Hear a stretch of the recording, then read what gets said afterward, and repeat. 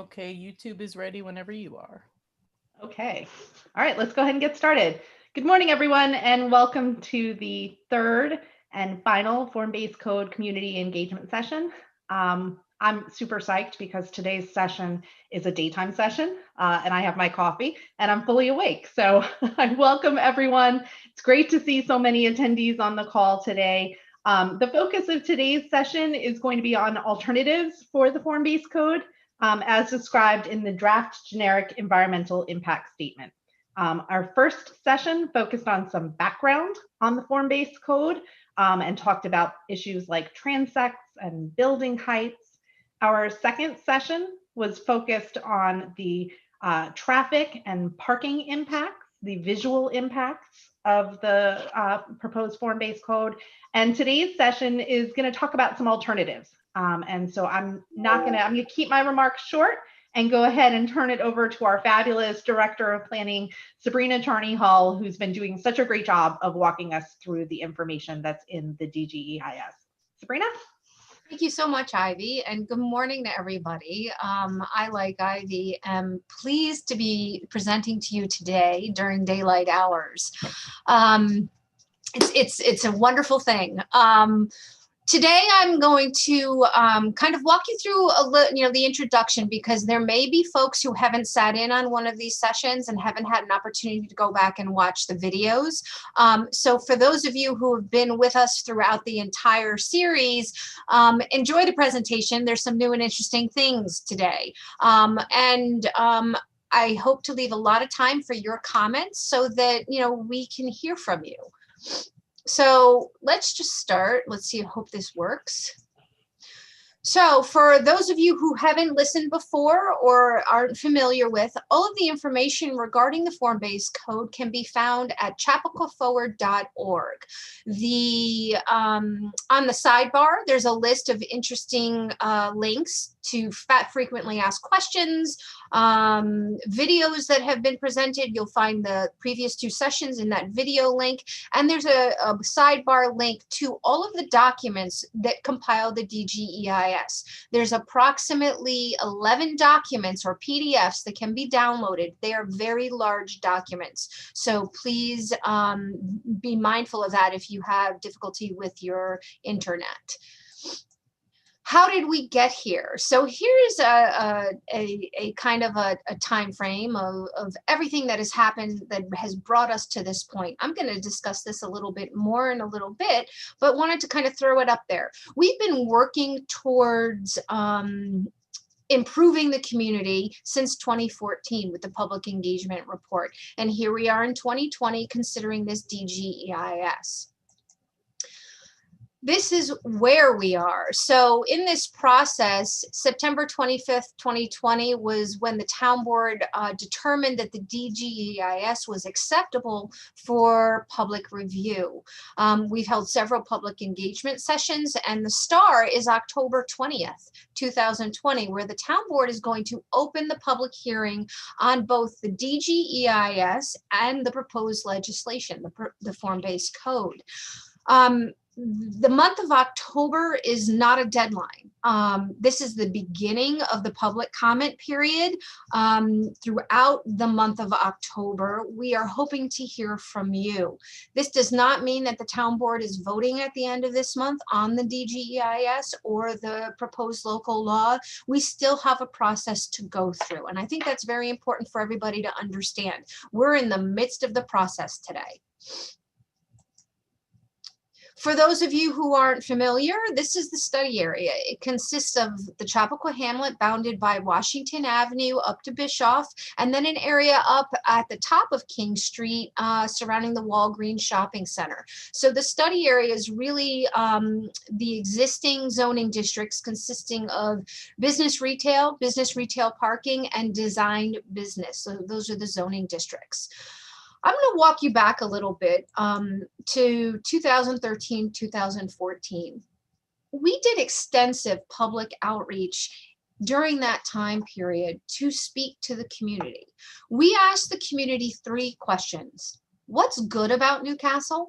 what's not working about Newcastle, and what are some strategies to fix what's not working about Newcastle.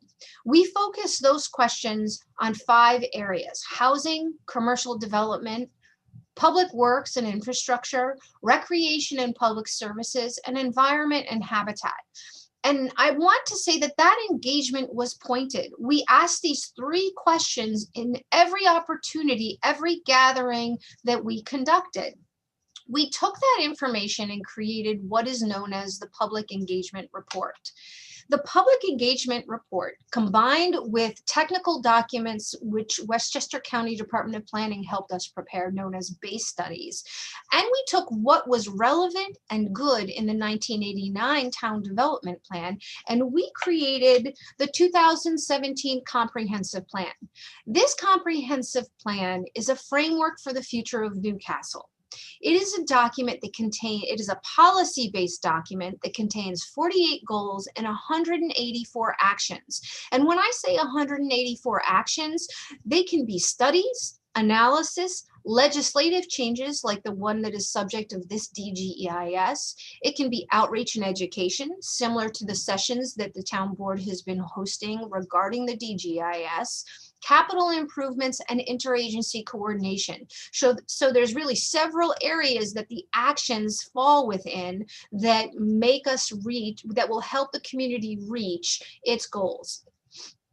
When we talk about policies, we look at policy themes. We're looking at the places we live, the environment that we live in, where we shop and gather. We're looking at our parks, our open spaces, and we recognize that we are a town in the midst of a region. We have other neighbors and we live in New York State. That all of these elements create a livable, workable community. So these policy themes are what the comprehensive plan goals relate to. So I just want to review some three out of the 84 goals and give you a sense of action so you have a good foundation to understand where the form-based code and the project we are examining today came from. When it came to housing, during the outreach, people told us, we want housing for our parents. We want to create a community that our kids will come back after college and live in. We want to make housing affordable. We took what people told us and we created policies. So for example, for these statements, goal 4 of the comprehensive plan says, provide a range of housing types that are affordable to a diverse residential population throughout the community. The action, review existing housing legislation and develop incentives and revise them to address current housing needs. Goal number 3, locate a range of housing types which are affordable to a diverse residential population in or in proximity to the town's hamlets. Strengthen our zoning code to encourage the provision of a range of housing types in proximity to the hamlets. Commercial development and town centers.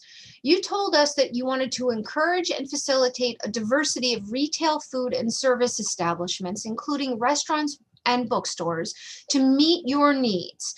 You asked to regulate the number of certain type of businesses allowed in town, like nail salons. This is what you told us. We created policy that said, attract, retain, and support diverse local businesses and establishments. Actions to implement this policy relate to exploring opportunities to diversify a retail mix in the hamlets and provide a wide range of goods and services. Undertake analysis of development and infill opportunities within the hamlets. Organize a coordinated marketing campaign to promote the hamlets to potential tenants. We also said review and revise existing zoning regulations to help meet this goal. When it came to the environment and habitat, you said, protect our unique town, our abundant natural resources, our neighborhoods, and our architectural character from development impacts. We created a policy that reflected that in preserve the bucolic residential character of the community's neighborhoods, which meant that we would review and revise our existing zoning regulations to develop alternative zoning that encourage development that keeps with the scale and character of the development in the town's various zoning districts. We said that we would review and revise existing subdivision and conservation subdivision design regulations to include low impact development standards and smart growth principles.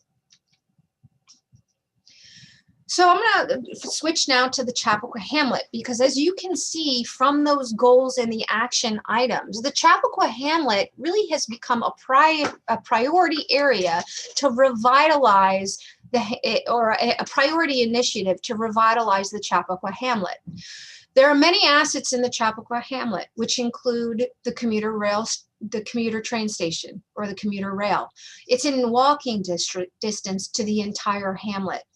There's infrastructure in the Chapaqua Hamlet. We have public sewer and water. We have existing streets. The town just invested in a streetscape and infrastructure revitalization program, which you can see today. You can walk downtown today on beautiful sidewalks. When we look at the zoning of the Chapaqua Hamlet, as I said before, we have areas in purple, in red, and in light pink, and chocolate or tan, which reflect existing zoning. This zoning is what's called use-based zoning. In these different areas, you can have different types of businesses. Our zoning code also dictates things like height, and where the building should be set back from the property lines. When we look at the existing zoning, there are a couple of things that it doesn't consider today, things that have happened over time.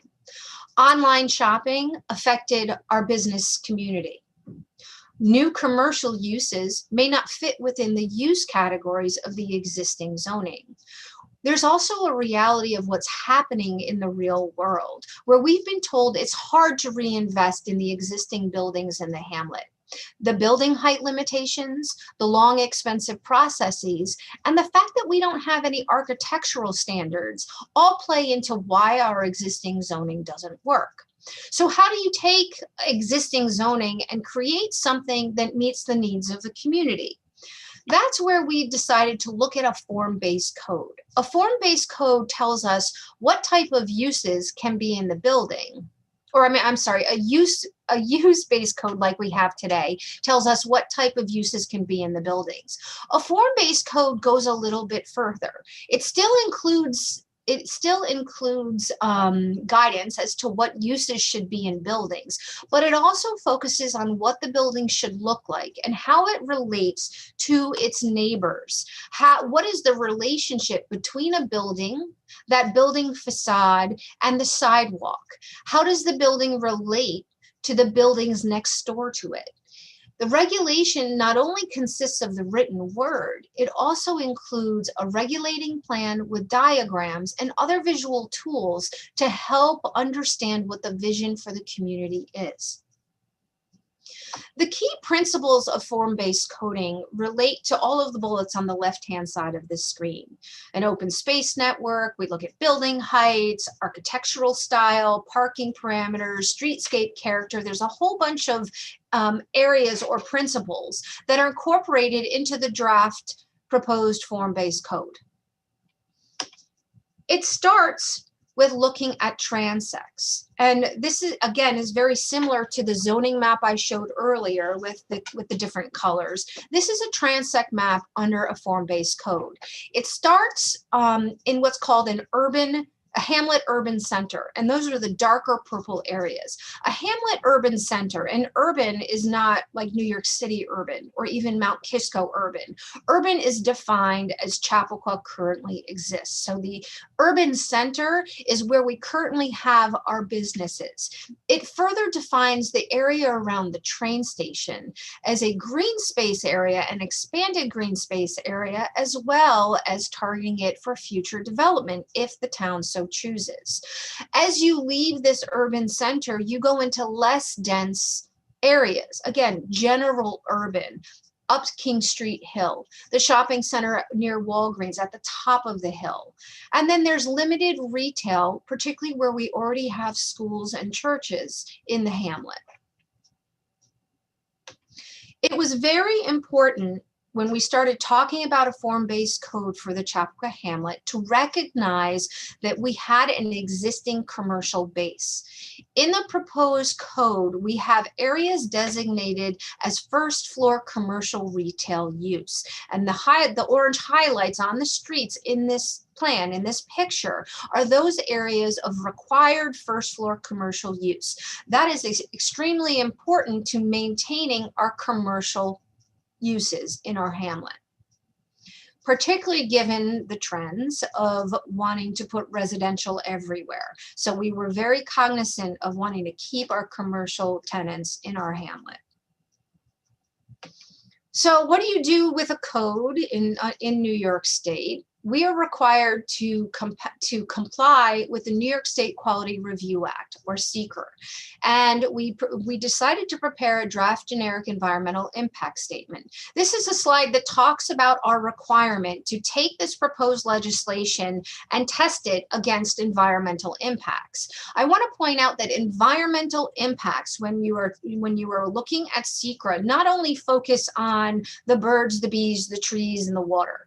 It actually looks at every aspect of social, environmental, social, and infrastructure in a community, and it calls that the environment. So it's the macro environment. Here's the SEQR process. And I show this not just, so you can read every little box that's on this slide, but to emphasize it is a process. It is a process that the town is walking through. We are where that star is. We are looking at a DGEIS.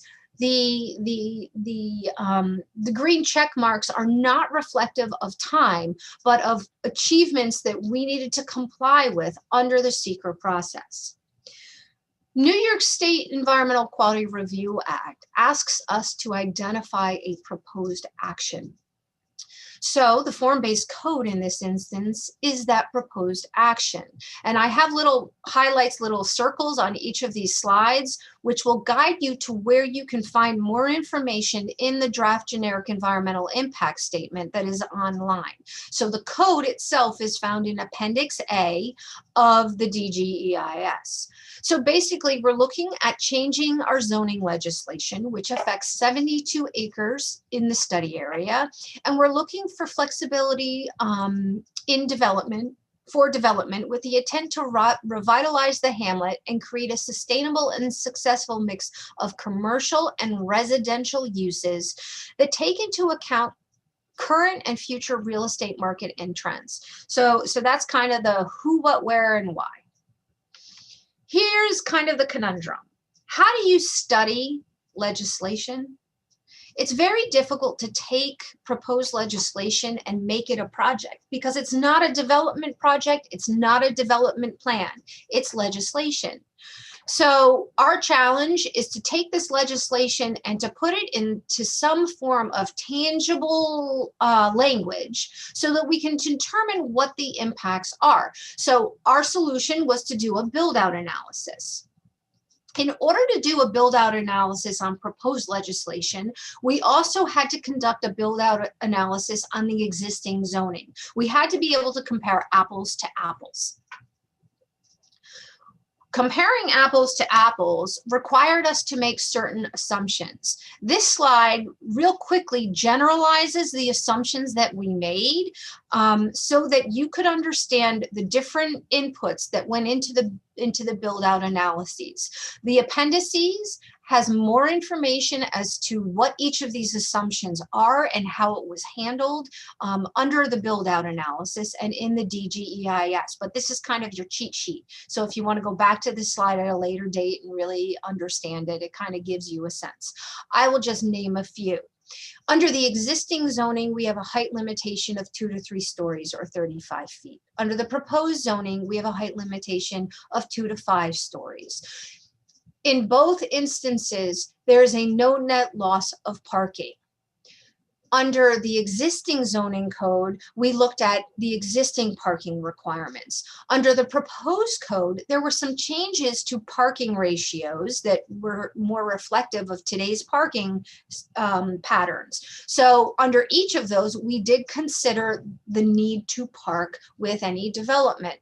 In both instances, we preserved our important buildings, the Horace Greeley House. We kept in place the Verizon utility building and the post office. So again, I'm not going to go through the remainder of them, but this gives you a sense of what the assumptions were behind each of the build-out analyses. One of the key assumptions in order to conduct a build-out, both under existing zoning and the proposed zoning, was a parcel consolidation. The parcel consolidation is fictitious. It is depiction for analysis only. It is a way to try and understand impacts that may never come to fruition. And that's very important for people to understand. We had to be able to create a scenario where we could anticipate what the impacts would be on a maximum development analysis. When you look at the DGEIS, there are 15 areas of study. And for those of you that have been to each of these sessions, or those of you that have watched videos or even looked at the draft GEIS, each one of these areas is fully vetted in the sense of there's an existing condition, there's the anticipated impact under the build-out condition, both the existing build-out and the proposed theoretical build-out, and there's discussion of mitigations for any identified impact under the proposed maximum build-out. So with that said, today I'm going to talk about the alternatives presented in the DGEIS. I'm going to add a little bit more information regarding existing conditions and where we are today to give you a foundation of how these alternatives measure up to the proposed action and to each other. It's a lot of tables. I will do my best to kind of walk you through them. In the hamlet today, there is approximately 288,721 square feet of commercial uses.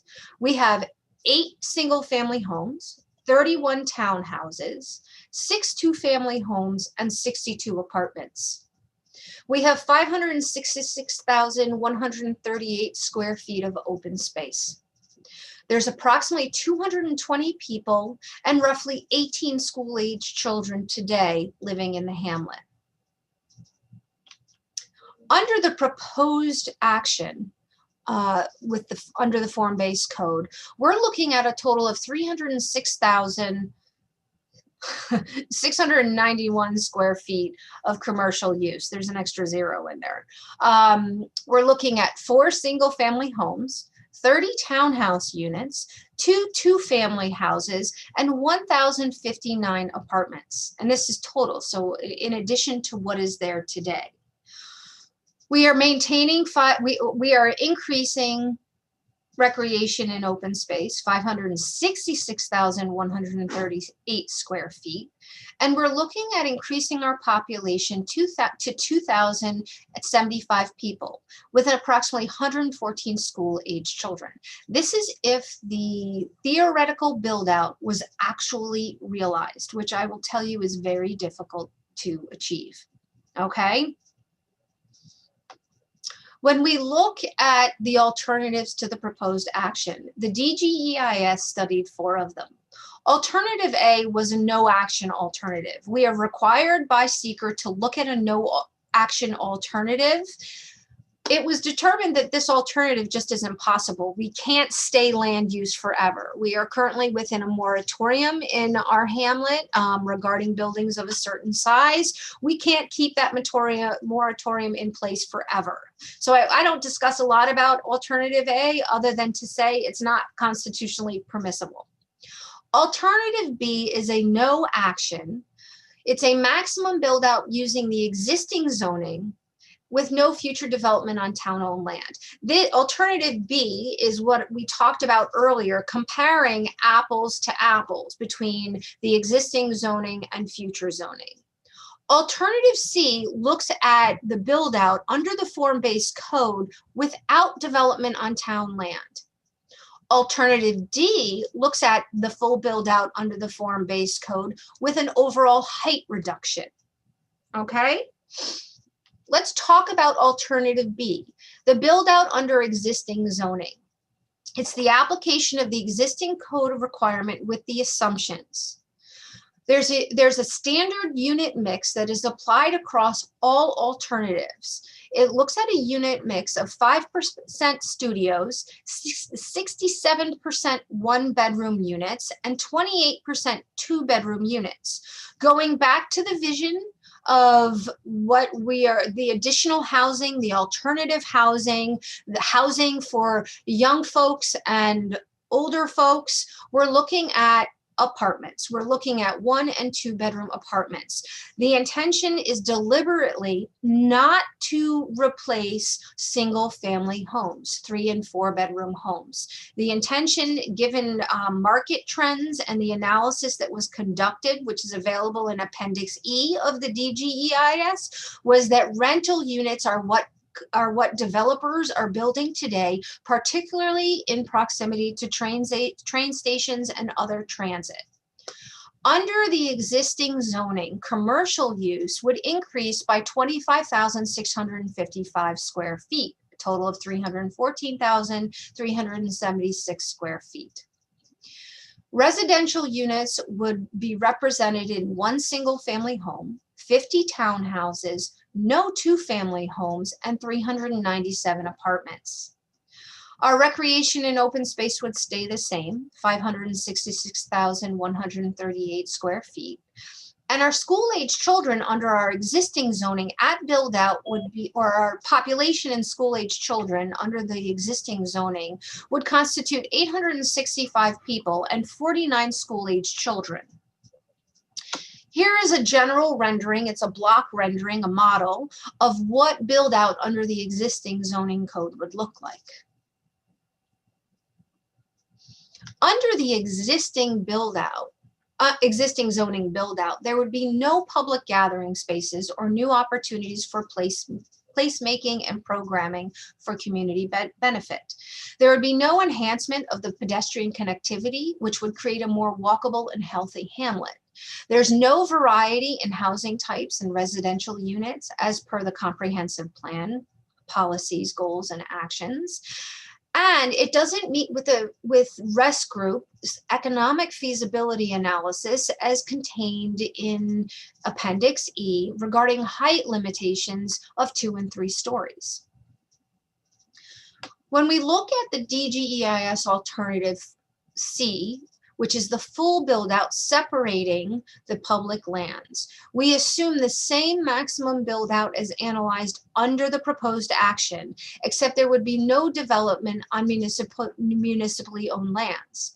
The maximum height permitted near the Quaker Street Bridge remained at 5 stories. Parking must be accommodated on site and per the parking toolbox. Under alternative C, again, the same unit mix, there is a loss of 35,374 square feet of commercial use. When it comes to actual residential units, we have 4 single-family homes, 30 townhouse units, 2 two-family homes, and 734 apartments. Recreation stays the same as it is today at 566,138 square feet. Our population would grow to 1,464 people with 82 school-age children. Here is a picture, a model of blocks, which reflects alternative C. It's the same vantage point that I presented under alternative B.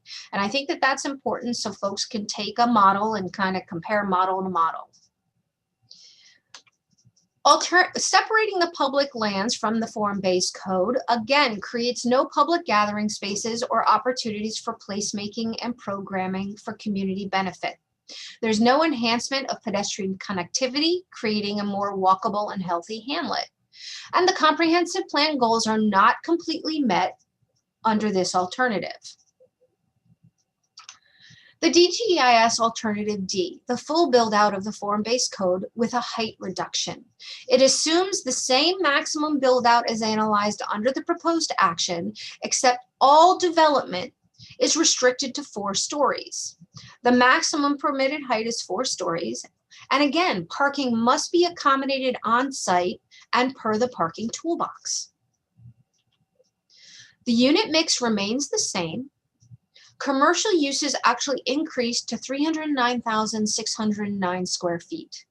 Residential units equate to 4 single-family homes, 30 townhouses, 2 two-family homes, and 1,059 apartments. Recreation and open space increases to 596,962 square feet. The population increases to 2,049 people, and there are an estimated 113 school-age children.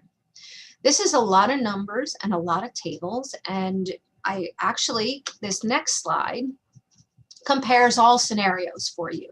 This is a table found within the alternative section of the DGEIS, which is the last section of the document.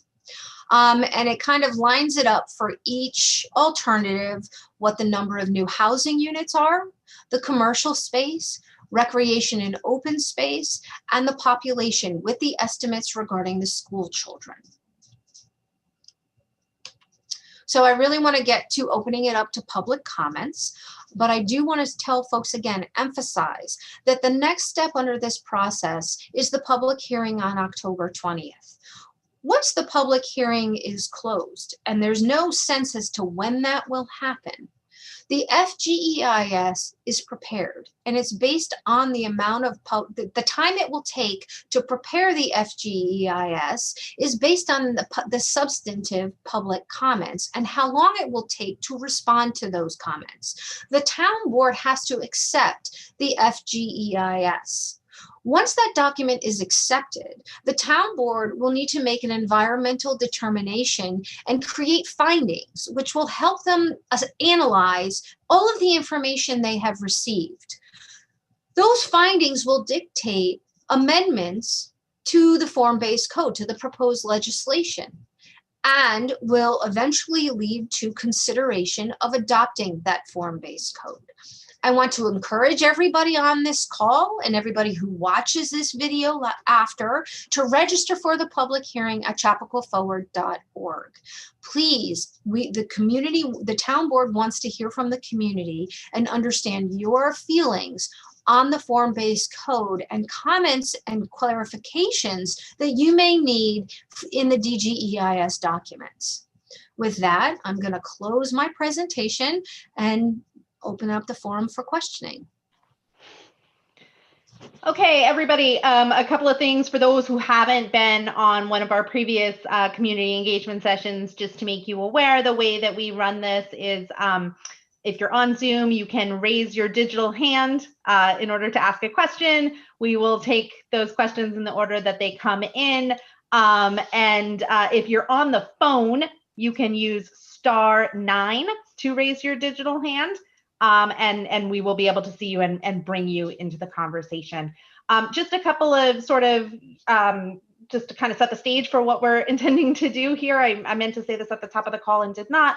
But these community engagement sessions are really to help provide you with the knowledge and understanding of the DGEIS and the form-based code to be able to come to our public hearing, which begins on Tuesday night, October 20th at 7 p.m. You can attend virtually via Zoom and make your comments and feedback known at the public hearing in that way. You can also, and we're requesting that you please submit written testimony so that we can prepare substantive comments in response to the feedback that we hear from all of you. You're certainly welcome to make comments today. I just want to caution everybody that the public hearing hasn't actually started yet, and our consultants who have prepared these documents for us are contractually required to respond in writing to every comment that's received as a part of the public hearing process. So again, today, hopefully we can answer questions, substantive comments, thank you. Today, hopefully we can answer questions that will get you to a place where you can make all of your public comments known to us during the hearing process. And the last thing I just want to add is that this is the third of three. This one will be available on our website, chapaquaforward.org, which you can access to review all of the detailed information that Sabrina went through today. You can also view our previous presentations. They're posted on the same website. Okay, so with that said, Carrie and Lyle, if you guys, I think Carrie's running this one. Carrie, can you help us take our first caller, which is Chatter, which is Ed Frank. Ed, your line is open. Just unmute yourself. Good morning. Can you hear me? We can hear you, Ed. Oh, good. Okay. So you might know that the Chapaqua Railroad Depot and the Depot Plaza are listed on the United States National Register of Historic Places. So I'm wondering if during the CCRA process, whether the National Park Service was listed as an interested party to determine from an environmental point of view whether their 5-story buildings and parking structures adjacent to these historic places would have a negative visual impact on the historic places. So that would be one question I would have. And the other one would be, if in fact it is a negative impact, and in that area of the Depot Plaza and the depot itself, there could not be any parking structures, where would apartment buildings starting from Ibiza to the Bank of America and the parking area behind that, where would those people park within a quarter of a mile, which by the way is 5 New York City blocks? So those are my questions.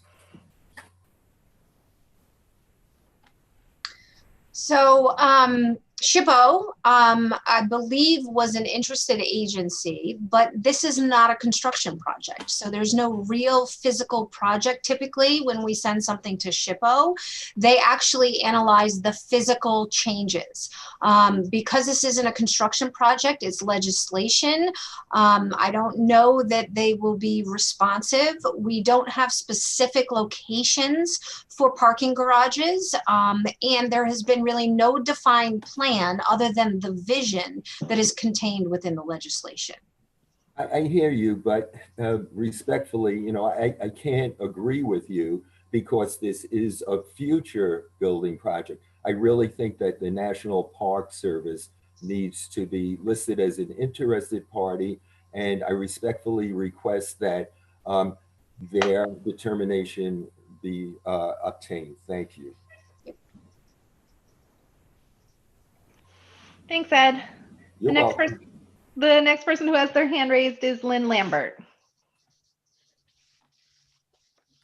Your line is open. Thanks for calling on me. Can you hear me? Okay. We can. Thank you. So I have three questions. One is, I don't see any requirements for this stated goal of a diverse range of housing that serves the needs of various groups of people. I understand that that affordable housing would be required in the new builds for 5 apartments and 10% for 10 and more, which is a good thing. However, I don't see anything that would protect workforce housing, which for those of you who don't know is for folks that work or volunteer for our town and gives them an opportunity to get more affordable housing in the area. And for working class, middle class people, or the empty nesters, which keep being mentioned here. When I look at this current plan and try to understand what would be there for empty nesters, my husband and I are empty nesters, but I think a lot of us are. All I see is market rate situations. As an example, at 91 Bedford across from the Walgreens, 2-bedroom apartments are $4,000 a month. So I feel like one of the main stated goals of the form-based code is not served by what we see here now, and hope that we will see ways to address that issue moving forward.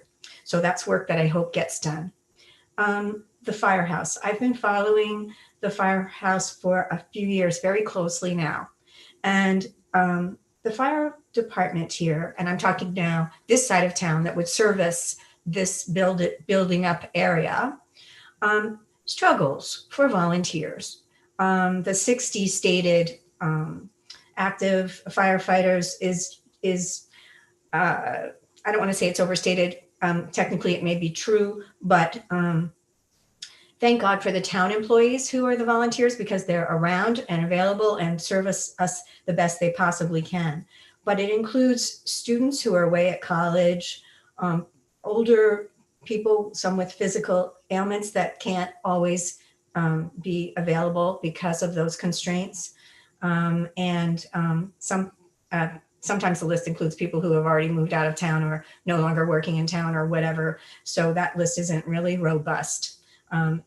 I would like to see a list of who actually responds. That would, over the period of time of a year, to see what that looks like, to see our actual numbers. But what I want to say is that, as most of you know, they've been trying to build an expansion to that firehouse.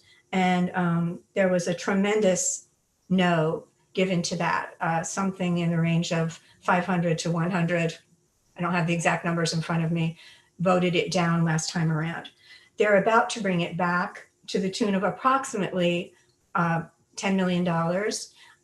And the way that they got it down to 10 million is that they are not planning to build out the second floor of that expansion, which is where they had planned before to put bunking room for potential paid or part paid fire department.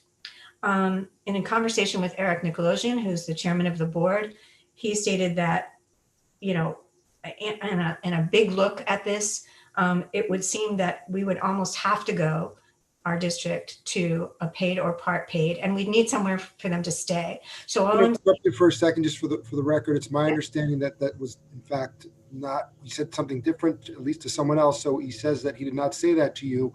Maybe there's a misunderstanding. That's our information. And number one, number two, we've spoken. I've spoken, and I've spoken with the chief. So I think there's a little different information here. So instead of going on, because we have a lot of people want to speak, if you want to ask your question, I'd ask you to do so. But yes. we will follow up, because we have absolutely different information, and spoke with the chief. I personally did directly. So absolutely. And I do also hope that you determine who's the person you should be speaking to, because Eric thought that it was him in combination with Chief Maitland. But what I want to say is that the question is, I want to make sure that this has been thoroughly explored in the same way that the school district has offered to, to nail down exactly what their concerns are. It needs to be done, because all of the expenses would be borne by this district, this side of town here, which is unusual. The school taxes would be across the whole district. All of Newcastle. Then we have a lot of people have questions. Instead of going on. So I have one more. I'm going to be rude to you, and I apologize, but we have a lot of people who have questions, so you have to, and comments, so we have to move it along a little bit. I do. Really. Okay, if I can just ask one more quick one. SketchUp is the program that was used to create these white block maps. The blocks with the white blocks as buildings. Apparently, SketchUp has the ability to show eye level looking up toward showing how much light comes through on a street based on the time of day. Those robust SketchUp images would be very helpful to people understanding what downtown would look like. So I appreciate it if we could have that available. Thank you. Lynn, I would like to say, to encourage you to put your comments in writing and submit them as part of the public hearing. The consultant team will receive them, and the additional views that you are speaking of are something that they can provide the town with a cost estimate to produce, to put that into the document if the town feels that they would like to go down that road. Thanks, Lynn. The next person with their hand raised is Margaret Ferguson. Your line is open. Just unmute yourself.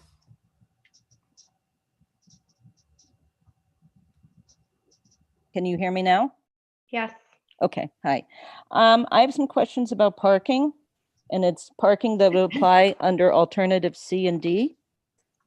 I look at the DGEIS, and on page 3100, it says consultation with the town planning department and the downtown working group indicate that there is almost no excess parking capacity in the study area, and therefore all future development must be either self-sufficient in parking or must find a way to create parking opportunities at peak times. That's on page 3100. I also note on page 19, it says, based on a review of the parking analysis and recommendations, it is concluded that the proposed new form-based code will not have a significant adverse effect on public parking in the study area. Basically, it says because of changing in the parking ratios under the form-based code and because of the parking toolbox, there'll be enough parking. Now, when you go to the proposed parking ratios, just one example, for every studio built, it currently says one whole space has to be accounted for under the current code, but for every studio built under the proposed code, it goes down to 0.85. So using the figures that were produced or shown in this information session, under alternative C, there'll be, I believe, 5% studios, which comes out like rough math to 37.5 studios. But using that parking ratio, you come out with 32 spaces would have to be created. So right on the studios, you're down 5 whole spaces. So I don't see how you get to the point of concluding unless you use generic numbers, not reality. The reality is different here, generic numbers from a manual. And unless you make an awful lot of helpful assumptions that less parking is needed, I don't see how you reconcile the two statements in the DGEIS that I just quoted from. Would you please explain? I can only explain so much. I think that these are questions that for the consultant team and the traffic engineer of the consultant team who put together the parking analysis. I will tell you that the idea of the form-based code and provision of the types of housing that the town is looking to place in the hamlet is not completely auto-dependent, which is vastly different from what we experience today in our single-family homes. The parking ratios are taken off of real situations, particularly in Westchester County, where this has happened in communities that have a transit center like our train station. So I will. I would again like to encourage you to detail your comments. I am keeping track of some of these comments, but I think it is much better for the town board to have your comments submitted as part of the public hearing, because we can put together a response to your questions that go through that analysis for you. I would like to follow up on some of what I just said. Just for an example, if let's say 100, there is enough construction, if this code were approved, to create 100 units, 100 residential units, or enough units that even under the parking ratios, which are all lowered, except in a few instances, they're all lowered from current code. You need 100 spaces. Say the the construction happened on the Bank of America strip there in that lot. A lot of people don't know that's not town land. So that is, maybe there's a sliver of town land there, or maybe there's some CCSD land, but mostly it's privately owned. First of all, the construction would take out retail that is currently used by many people. So where would the retail parking go? The form-based code doesn't, we have tight parking as it is. The reality, you talk about reality, I don't care about other communities. The reality is that there's very limited parking in the downtown. It's tight now. I don't think you can even give up 5 spaces, let alone more than 5. But say you have 100 spaces to fit in. Under the parking toolbox, there can be a parking lot up to a mile away, assuming there's a shuttle between certain hours. Where's that? I don't even know that there's a parking lot a mile away unless we're talking about town land. I think that's a very good point. So the point of all of that, and we do have to move on, is if we can't accommodate the parking, if they can't deal with the parking, then it doesn't get built. It doesn't say that in the, Jeremy, it doesn't say that in the form-based code. It does. Where? Because you need to have the parking. It's built into the code. Where is it? It Please. is one of the requirements. It is, you must Jeremy, demonstrate. Sabrina, would you point me to what provision of the proposed form-based code says a plan has to be there at the time the parking permit is issued? I have looked for it. I don't see it. What I see is that you don't get a certificate of occupancy until the parking. Well, tell me where it is. I want to know. Give her a chance to respond, please. Margaret, the way you implement a code is that from the adopted code, if the town board adopts this code in whatever form they adopt it in, my office will create a checklist, and you must be able to supply parking for all new development. It is in that code. It is bright as day. Today, in our code, if you cannot provide the required parking, you cannot build it. It causes redesign over redesign for an applicant. Okay, so in a nutshell, if you can't create parking for your project under the form-based code, you cannot build it. You must redesign it to provide parking, because one of the foundational policies that the town board wanted was that there would be no net loss of existing municipal parking. The parking lot behind Bank of America is a combination of public and private ownership with easement agreements to establish that parking lot for the community. That's not disappearing by a change of legislation. Okay, thank you. The next person who has their hand raised is Mary Ann O'Connor. Hi, everyone. So my first question, I wanted to know if anyone from the town board listened to the Board of Education meeting last night. No, I didn't. Okay, so if you, once the video is released, and either that way, or I'm sure the board will reach out directly in general, they are asking for additional time to review the DGEIS and have their consultant properly advise the district. So my question is, will the town board permit the school district to submit comments after the legally required 10-day period following the close of the public hearing? So Marianne, we're going to wait and take that comment and feedback from the school board directly. We meet with them. Sabrina meets with them on Monday afternoon, and at that time we'll engage with them and figure out what's needed and what additional information we need to provide them. Do you have questions that are about the substance of the DGEIS or the form-based code? Because that's the purpose of today's conversation. Sure, but I do think it's important for people to understand what the timeline is. I noticed in the town e-newsletter, it looked like an additional public hearing is mentioned now on October 27th. So is that a public hearing on the form-based code? Correct. So does that mean our comment period is 10 days after October 27th now? It depends. The public hearing will take as long as it takes in order for us to be able to get through all of the comments and questions that we receive, and such that the town board feels that they've had an opportunity to hear from all of the residents and the interested parties who we need to hear back from. So okay, I guess we know I'm sorry, can I finish, please? We know at this point, based on the amount of feedback that we've received even at these sessions, that we know that it's going to necessitate at least 2 public meetings, and if more are needed, they'll be added. Okay, so at a minimum right now, if the public hearing is now considered October 27th, we have 10 days following October 27th. At a minimum. Do you agree? Well, just to explain, we're having one on the 20th. We are also having one on the 27th. If we need additional public hearings, we will have those afterward.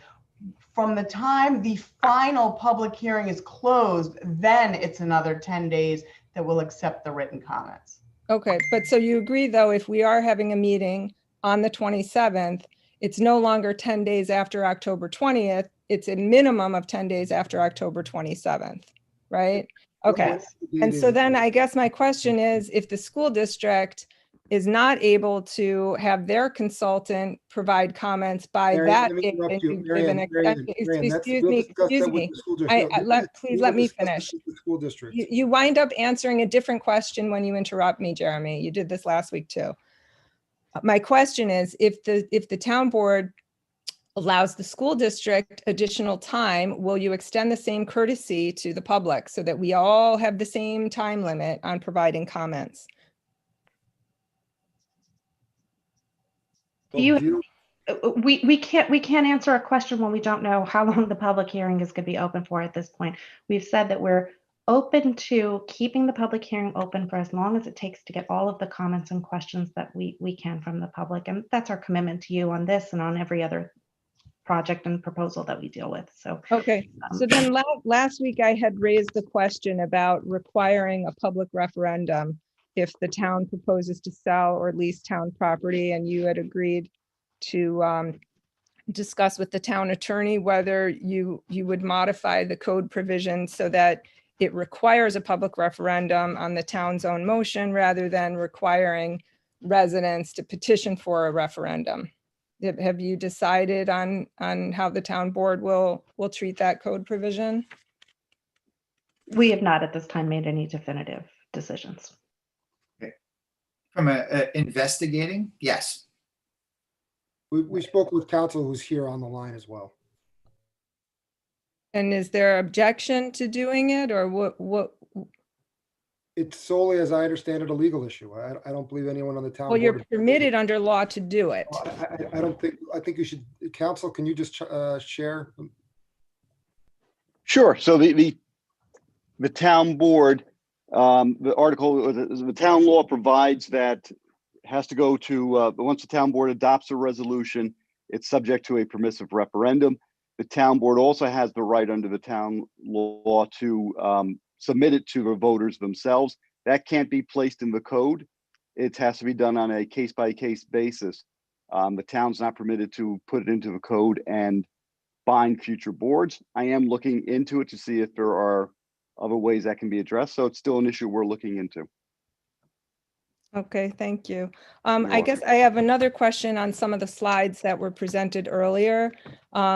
And during other information sessions too. The town board seems to suggest that residents of Newcastle overwhelmingly want this large scale development of possibly 1,000 residential units in town, and that the town is fully supportive of all the elements of the form-based code.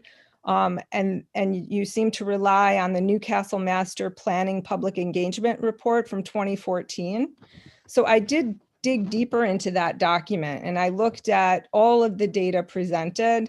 I have to be honest, I do not see data to support the suggestion that the majority of Newcastle residents desire to have additional 1,000 units in the hamlet, rezoning the train station parking lot to enable development, et cetera. Can you please, for all of us, because I've heard this question over and over, can you specify the page numbers and section headings from the report that reflect this underlying data?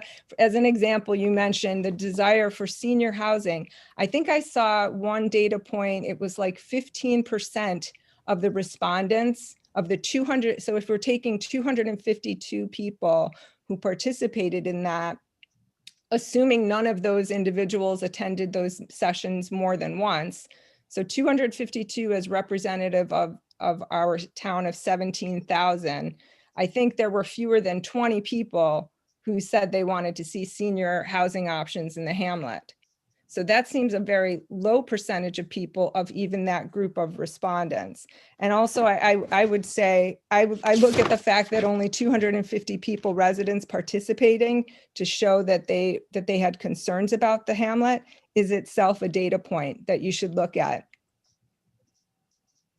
So Marianne, are you looking for a response to that? Or are you just making a statement I am looking for a response. So to what that, I'm because going to I tell heard you is that let me tell you kind of how policy making works. It's not just the public outreach document from 2013-14. It's a culmination of things that occur over time.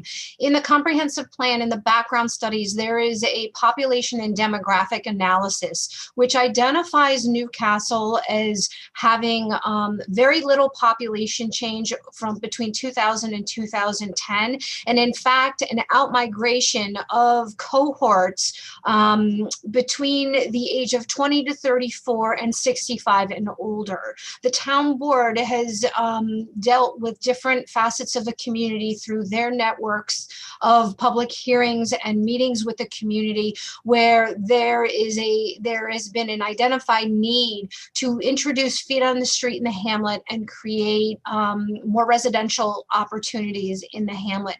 So while the public engagement report was from a period of time, and we continually went back and every step of development of the comprehensive plan revisited with the community, there are other factors that play into the form-based code today. So the appendices within the DGEIS speak to that, as well as the background studies that helped form the policies of the comprehensive plan. If you visit plannewcastle.us, there's a tab that will bring you right to those background studies, where you can look at the Westchester County base document report, which includes all of the nuts and bolts of the inner workings of Newcastle. And I think that, you know, as a professional planner, our job is to take all of these resources and culminate them into policies of the town. The town board adopted the comprehensive plan in 2017, and this is an action contained in that document.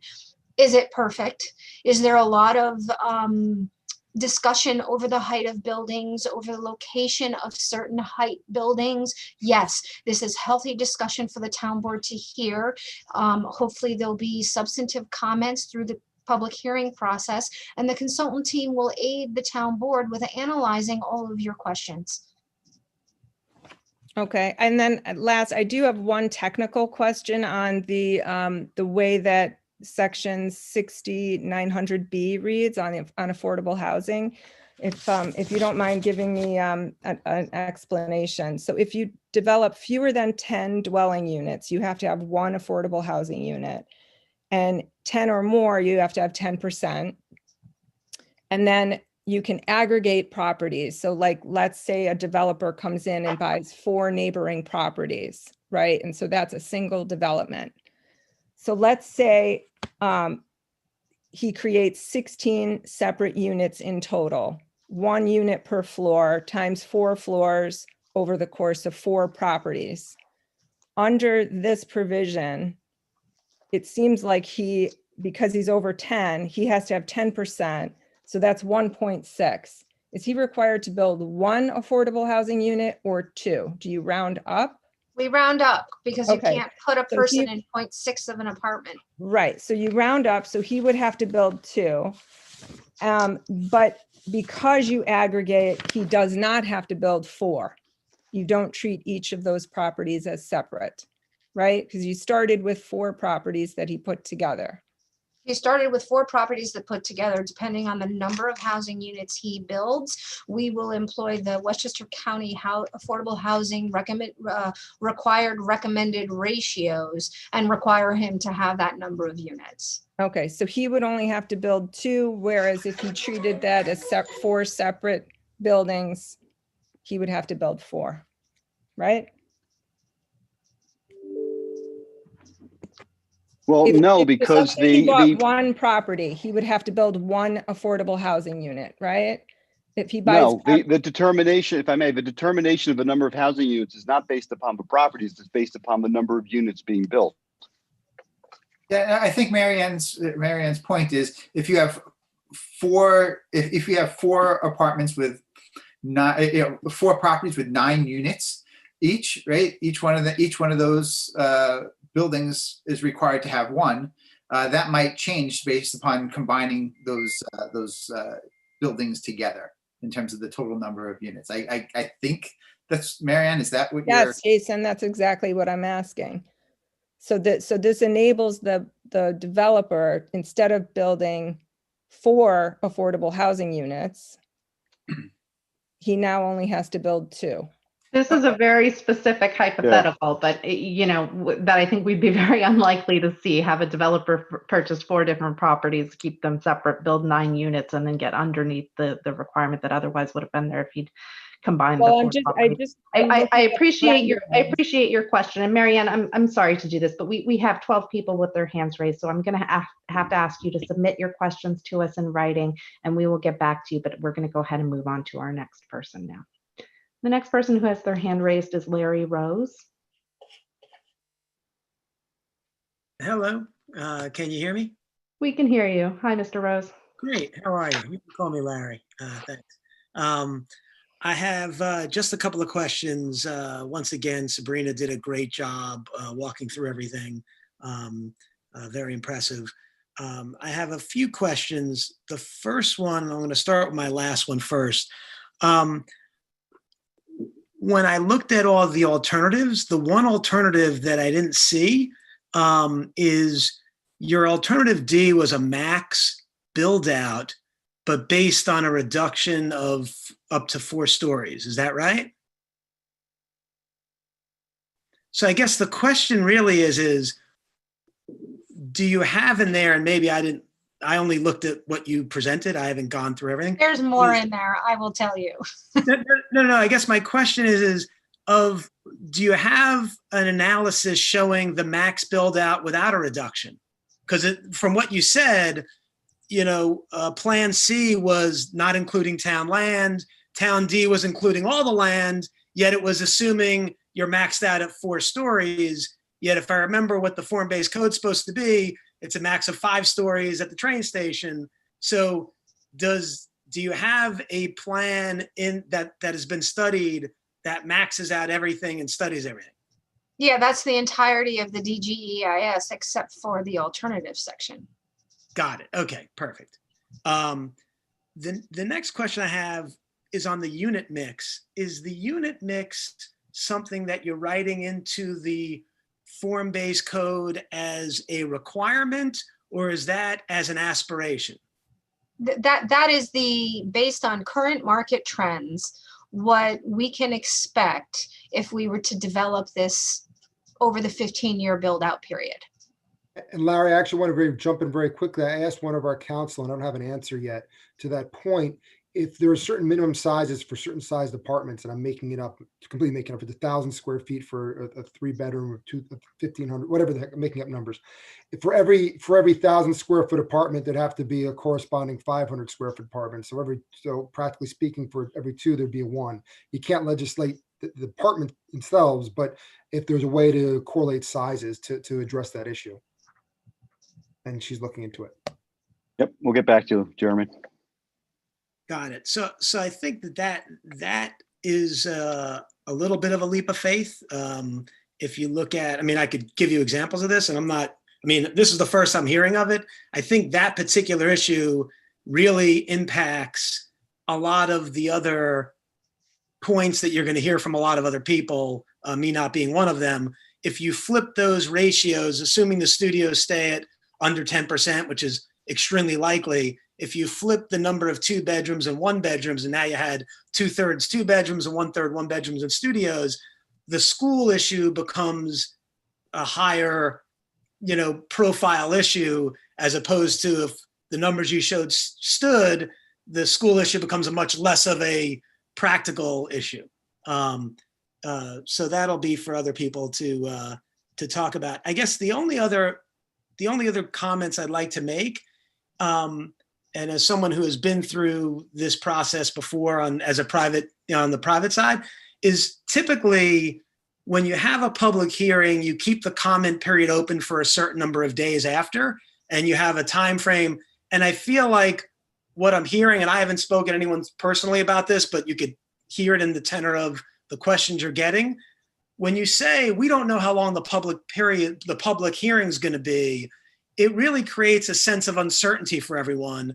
And everyone who's listening, whether you're for or against this, no one likes uncertainty. So whether you say, and I'm not asking you to do it now, but I'm asking you to consider saying, whenever our final public hearing is, and I've mentioned this to Jeremy already, you might want to say either we're going to keep the public record open for 45 days. So if you're not able, so whether it's October 20th or October 27th or November 15th, whatever your date is of your last hearing on this, as long as people understand you will have X days after, I think it will give people a ton of comfort so that we're not relying on, I don't know, is the 20th the last day? And then is it, and to me, the 10 days is for a project of this size, so I think that's something I would suggest you consider. I think it's good for the people that are for it. And I think it's very good for the people that are against it because it manages expectations. And I guess the last comment I'd make is when you, and this is as much for the people that are against it, I think when you look at this whole process and forget the process, what we're trying to accomplish, I think most people would agree that having residential above retail is a positive thing. So if you could figure out what everyone more or less agrees on, I think most people would say having residential above retail is a positive thing. Now we're just fighting over how many stories. That at least moves us towards some consensus and agreement. And then we're arguing over, height as opposed to the form. I think the form makes a lot of sense. Even people against it would say, having 2 levels of, even if you say 2 levels of residential above Pizza Station, not the end of the world, probably a good thing. So with that, thank you for listening and have a great day, everyone. Thank you for your comments, Mr. Rose. The next person with their hand raised is Eldad Gotthelf. Correct me if I mispronounced your name. I apologize. No, pretty good. Pretty good.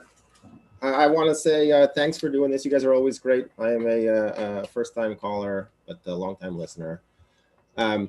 I just want to introduce myself. I'm Eldad Gotthelf. I am on the town planning board. I am an urban planner by training, and I also was an adjunct professor of urban planning for 8 years in the master's program at Columbia. And so planning and land use is my life. I'm a zoning specialist. It's not what I wanted to be when I was a little kid. I wanted to be a shortstop for the Mets, but here we are. So I wanted to say that I am here to speak very much in support of this plan. I think it's smart. I think it's forward thinking. And it is just that, it's a plan, right? Zoning is a tool. It's not the only tool planners have, but it's a really important one. And it creates sort of a pathway, guidelines for how development could occur, right? The public sector can only do so much, right? There's a lot of private property.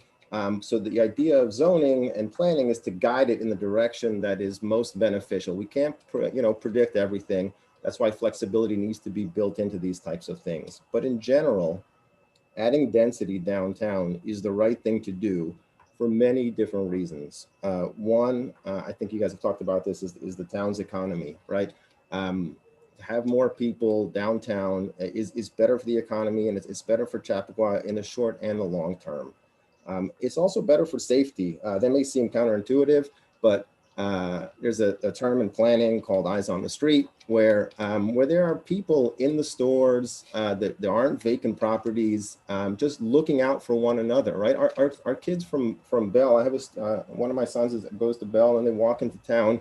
More people walking means more critical mass, more people with eyes on each other, cars driving slower. It's actually a safety issue, and it'll benefit our town that way. Of course, there's the environmental and sustainability benefits of increasing density in downtowns, around train stations. This does that. This is a classic smart planning directive, is to build a little bit more density in downtowns around public infrastructure. And then the other piece I want to talk about is social justice. Zoning and planning doesn't get talked a lot about when we think about social justice, but it's a critical piece of it.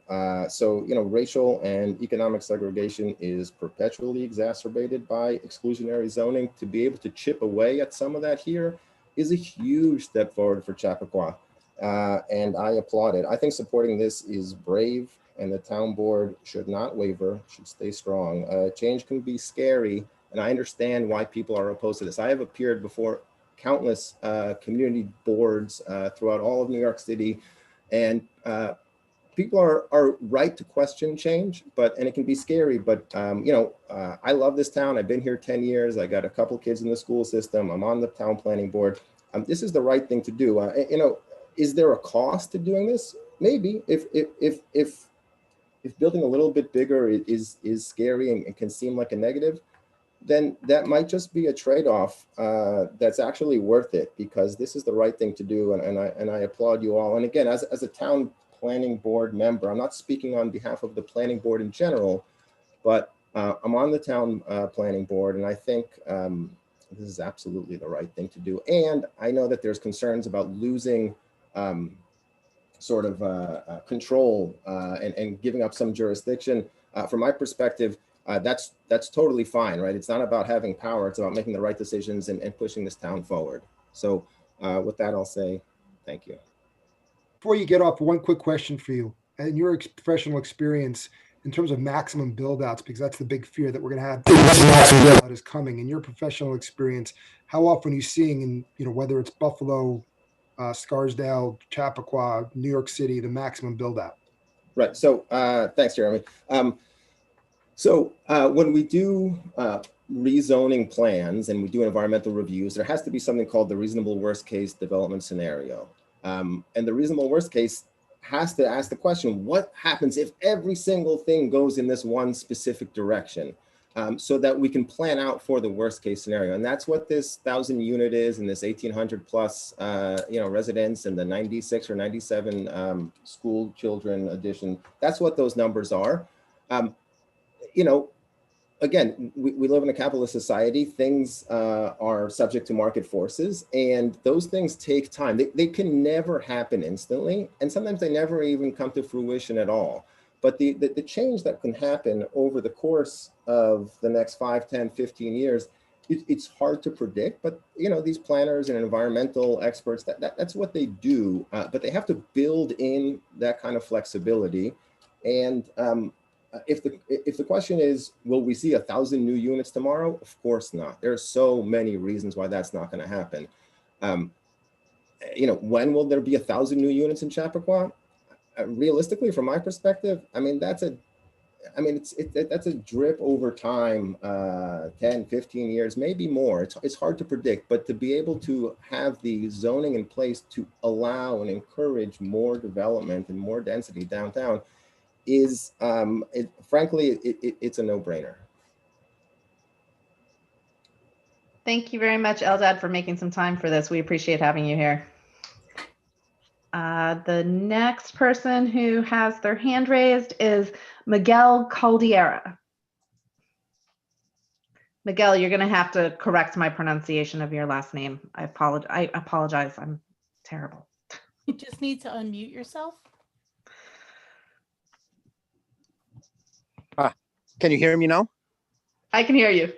Wonderful. Thank you very much for giving me the opportunity to correct your pronunciation. My name is Miguel Caldera, and I'll try to be brief. It's a big responsibility or a difficult task to follow the previous speaker.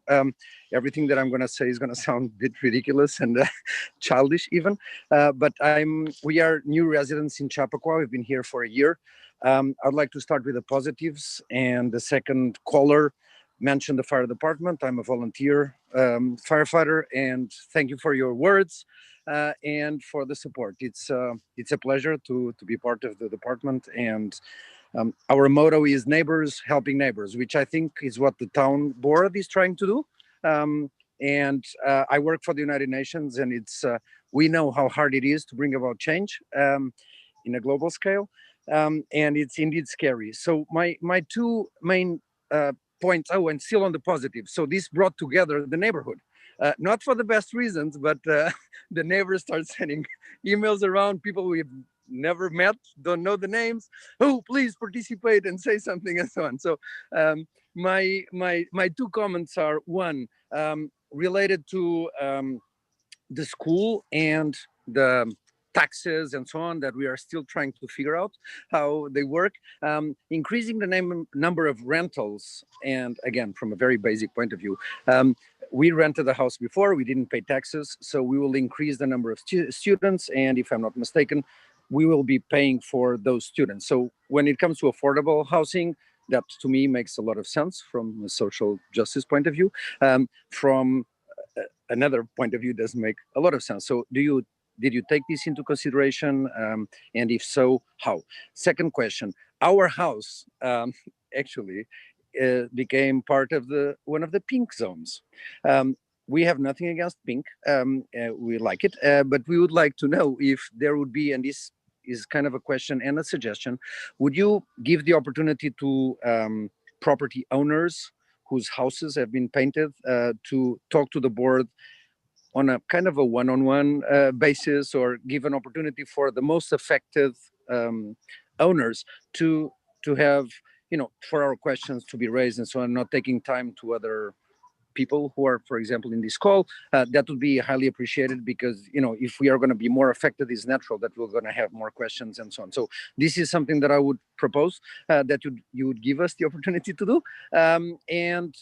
Well, and that's pretty much it. So go ahead with change, but also keep in mind that we chose Chapaqua for a reason, and would like to remain in Chapaqua for many years. Thank you very much. So thank you for your feedback. I mean, I would say that, please reach out to the town board after this, townboard@mynewcastle.org. You can also contact us via the project address, which is chapaqua@mynewcastle.org.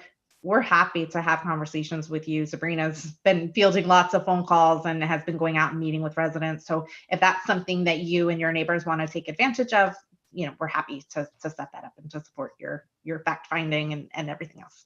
So thanks. The next person we have with their hand raised is Jack Carrig.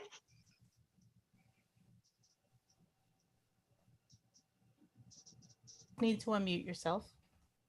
Hey, good morning. Can you hear me? We can hear you. Yeah, so thanks for having this and giving me the chance to talk. Like Miguel, I also moved here a little over a year ago, and I think I'm one of his neighbors that was, on the email chain that kind of brought us together. So I'd like to say that, yeah, this is bringing people together in a good way. Awesome. I am trying to catch up since I have been here for a little over a year. I'm catching up on what the form-based code is and sort of how it impacts Chapaqua. I do believe that revitalizing downtown is ultimately a good thing, but I also, like anyone, have some questions. So one of those questions that I'd like to ask today is that in my, research thus far, I've been hearing that once this code is in place, resident and community input is no longer required for planned development. Why this is a concern for me is I live on Prospect Drive on the hill off of King Street, right above downtown. And today it is perfectly tucked away on the hill, covered by trees, almost like an oasis. There's a neighborhood feel, as well as it's close enough to downtown. And, I do it with my kids every weekend. So my question for you all is, will people like me be able to review development plans when these developments are literally happening in my backyard?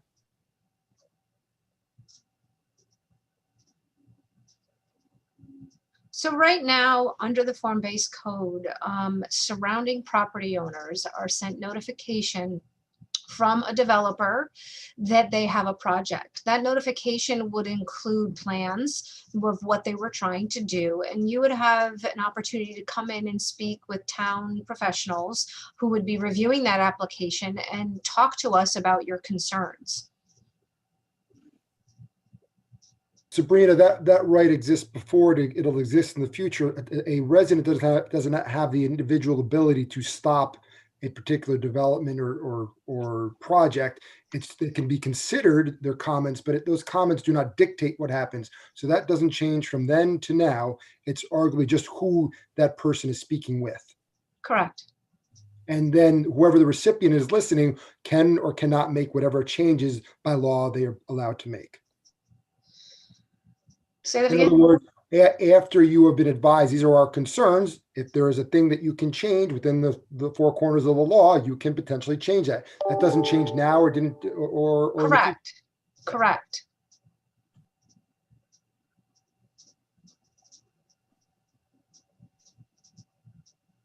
Okay. Thank you, thanks. Mr. Kerr. Oh, sorry. Did you have more to say? No, I'm just sort of processing, where I go from here. But thank you for taking the time to hear my question and give me answers. Listen, if as you finish your processing, if this sparks more sort of follow-on questions for you, please reach out to us. We'd love to continue the conversation. Yeah, just sorry. If I may add, I think it's important for folks to understand that my office converses with the public probably every minute of every day. And what we talk about are development projects, whether it's a building permit, whether it's an application before the zoning board, the planning board, somebody's cutting down trees. That is what we are here for. And there's a host of professionals who respond to neighbors every minute of every day. And, an example of that is that, since the pandemic, we have never stopped working. We communicate with you via email at all hours of the day. So I invite anybody who has any questions about the impact of this code on their properties to please reach out. Please reach out, chapaquaforward.org. You can email me, Sabrina, at mynewcastle.org. I am happy to answer any questions and walk through this with you. I will tell you that working with neighbors, particularly when there are development applications, has really helped change, prior to even an application going through the process, change what that application may look like and the impact it may have on you as a neighbor. And I'd just like to add, Jack is one of my neighbors. I live up the street from Jack, and I see you and your children walk down the street all the time. So please feel free to chat with me on one of your walks, because I'd love to answer any of your questions. All right, sounds good. Thanks. Thanks, Jack. The next person with their hand raised is Douglas Pardella. Hi, thank you so much for letting me come and putting this together. I want to commend you. This is a really exceptionally put together zoning program you've made here. I mean, it's really well done. We have a serious housing emergency in the New York metro area. The housing costs for everyone in the area has gone up extraordinarily. There's not enough housing. And the burden of that is going on low-income neighborhoods and towns in the New York metro area. They are taking it on. They are being displaced, and their housing prices are going up. And so while that's happening, high-income, largely white communities like Chapaqua continue their formerly red lines, now just exclusionary zoning areas. And so what you have taken on is truly extraordinary to increase the amount of potentials, zoning and housing in the area. And so I really want to commend you for that. And I mean, what we're hearing right now, I really appreciate all the neighbors coming on, but we haven't heard it all from the up to 1,800 new people who would be moving into the area if this zoning goes through. And I think their voices also need to be thought about and heard. And so, yeah, I'm speaking on behalf of them really here. And this is not just talking about zoning and revitalizing the economy, but this is also about climate change, where, we have these people who live in these new apartments won't need the cars. They won't increase the amount of cars in the lot at the Metro North Station. They can just walk everywhere. It's brilliantly designed. And this really is just, it's a racial justice issue. And you guys are taking it head on. You are doing your part, and I really want to commend you. So my question would be, is right now it looks like that only 10%, only 10% of a new development needs to be affordable housing. And I was wondering if you guys are thinking about addressing increasing that, or at least making sure that that doesn't go any lower. Thank you very much. So what I'm going to say is, through these discussions, there are many changes that need to be made to the proposed legislation, just from an implementation standpoint. I am sure the town would really like to discuss workforce housing provisions in the code and really examine the impacts of the affordable housing requirement that is consistent with the county recommendations. So that is all on the table as part of, the public review process. And there will be changes to the draft code to address those things, I feel. Thank you very much. Yeah, and we're certainly as a town board committed to not moving off. I shouldn't speak for everybody in the town board, but we've had these conversations prior. So, you guys can jump in if I'm off base, but I'm certainly very committed to not moving off of the county's model ordinance with regard to affordable housing. And that is what is in the plan today. I would certainly not want to back off of that. Yes, it was recommended by our consultants as a part of our initial planning, and we said absolutely not. We're not willing to consider that. So that's something we've been, adamantly sort of supportive of all along. There have been questions like the one you just raised by our Council on Race and Equity, and so I imagine we will be looking at that. But the challenge, as you well know, right, is that we cannot build in requirements that would then make it unlikely that any development would happen. So, as much as we would like to increase that affordability requirement, we have to also pay attention to whether or not it's feasible. It's better to be able to construct things and to have the model ordinance 10% requirement in there, as opposed to not being able to construct anything at all. So it is a little bit of a trade-off, but I appreciate and wholeheartedly agree with everything that you said. So thank you for your comments. The next person who has their hand raised is a call-in listener ending in 8050. You'll just need to dial *6 to unmute yourself.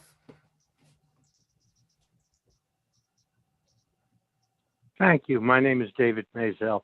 I violently disagree with the plan and with some of the gentlemen who recently spoke. But I have a technical question first.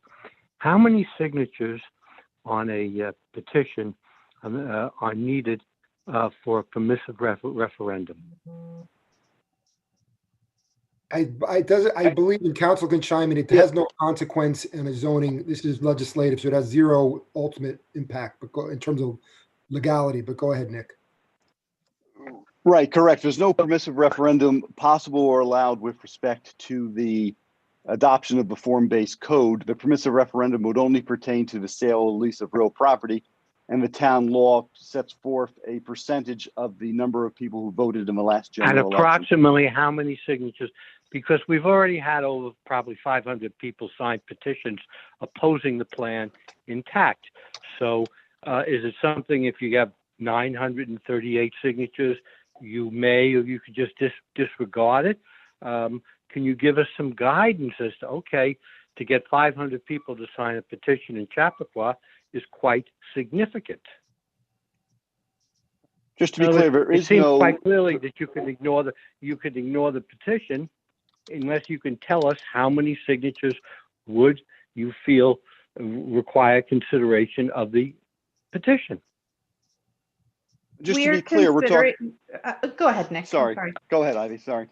I would just say, we consider every comment and question that we receive from residents, whether it's one person or it's 500 people. So, So do you think 500 would be a significant amount that you would consider the petition? I just said I consider one a significant amount. I consider all of the comments and questions that come in. I see. Okay. My question is, first of all, many people move to Chapaqua besides the schools for the environment. And this last gentleman spoke of changing it, and he's got this whole social agenda and all that type of stuff. Not everybody in Chapaqua wants downtown to look like Times Square. And in your write-ups today, you talk about the 13 or 15 empty buildings downtown. You never mention that the disaster under your predecessor, Mr. Greenstein, for 3 years of a horrible construction period and the disaster that took to place. Look what's going on in the library. They can't even complete that process. I mean, you're going to have 60, 80-foot cranes downtown. You're going to have congestion. Under your plan, this is a parade of horrors, and it would warm the cockles of Robert Moses and his plan to the Cross Bronx Expressway. It'll destroy the entire character of Chapaqua. This is a massive redevelopment plan. And if you don't think you say it's theoretically to build out, but it was difficult. Then don't even allow it. Why allow someone under the tent? You're just going to make Chapaqua. I mean, if somebody wants this, let them go to Times Square. Sir, thank you for This is the Robert Moses plan, and that's what they're going to look on it, and it should be killed in stillbirth. So thank you for your comments and your feedback. We welcome you to come to our public hearing next week and to speak there as well. Thanks. The next person who has their hand raised is Suzanne Chazen. Need to unmute yourself. Yeah, sorry about that. I'm unmuted. Can you hear me now? Can you hear me? Okay, great. Hi, everyone. Great. I just wanted to echo on a couple of things Larry Rose brought up, which I thought was very important, and just kind of get a few more pieces on that. You know, he was talking about those notions about you could easily end up, by the estimates, flipping the 1 bedrooms and the 2 bedrooms and having a very different thing. On the one hand, it could put more strain on the school board. On the opposite side, it could put more strain on the parking if you have fewer, more units that are smaller. So there's certainly some things to be looked at. And I guess my first question is this going to be carefully looked at by the consultants again, playing out the possible things? Because if you have 67% of the units are 2 bedroom, or maybe even go to 3 bedroom, how does that affect things in the schools and the parking? If you have many more go to 1 bedroom, how does that affect the schools and the parking? So that's my first question. And then my other one just in that is about SECRA. Am I to understand correctly that once this process goes through, that as long as a building follows the code, it never has to go through SECRA again? So those are my 2 questions. In relation to SECRA, a project will be measured against the thresholds that are established in the GEIS, the FEIS, and the finding statements. If the project goes beyond those thresholds, then additional SECRA will need to be undertaken. If there are things that occur during the development process review that have not been studied in the DGEIS, the FEIS, or talked about in the findings, then additional environmental review will need to take place. So in other words, if it concisely and properly follows the form-based code and the DGIS, no further SECRA is required. Correct. Okay.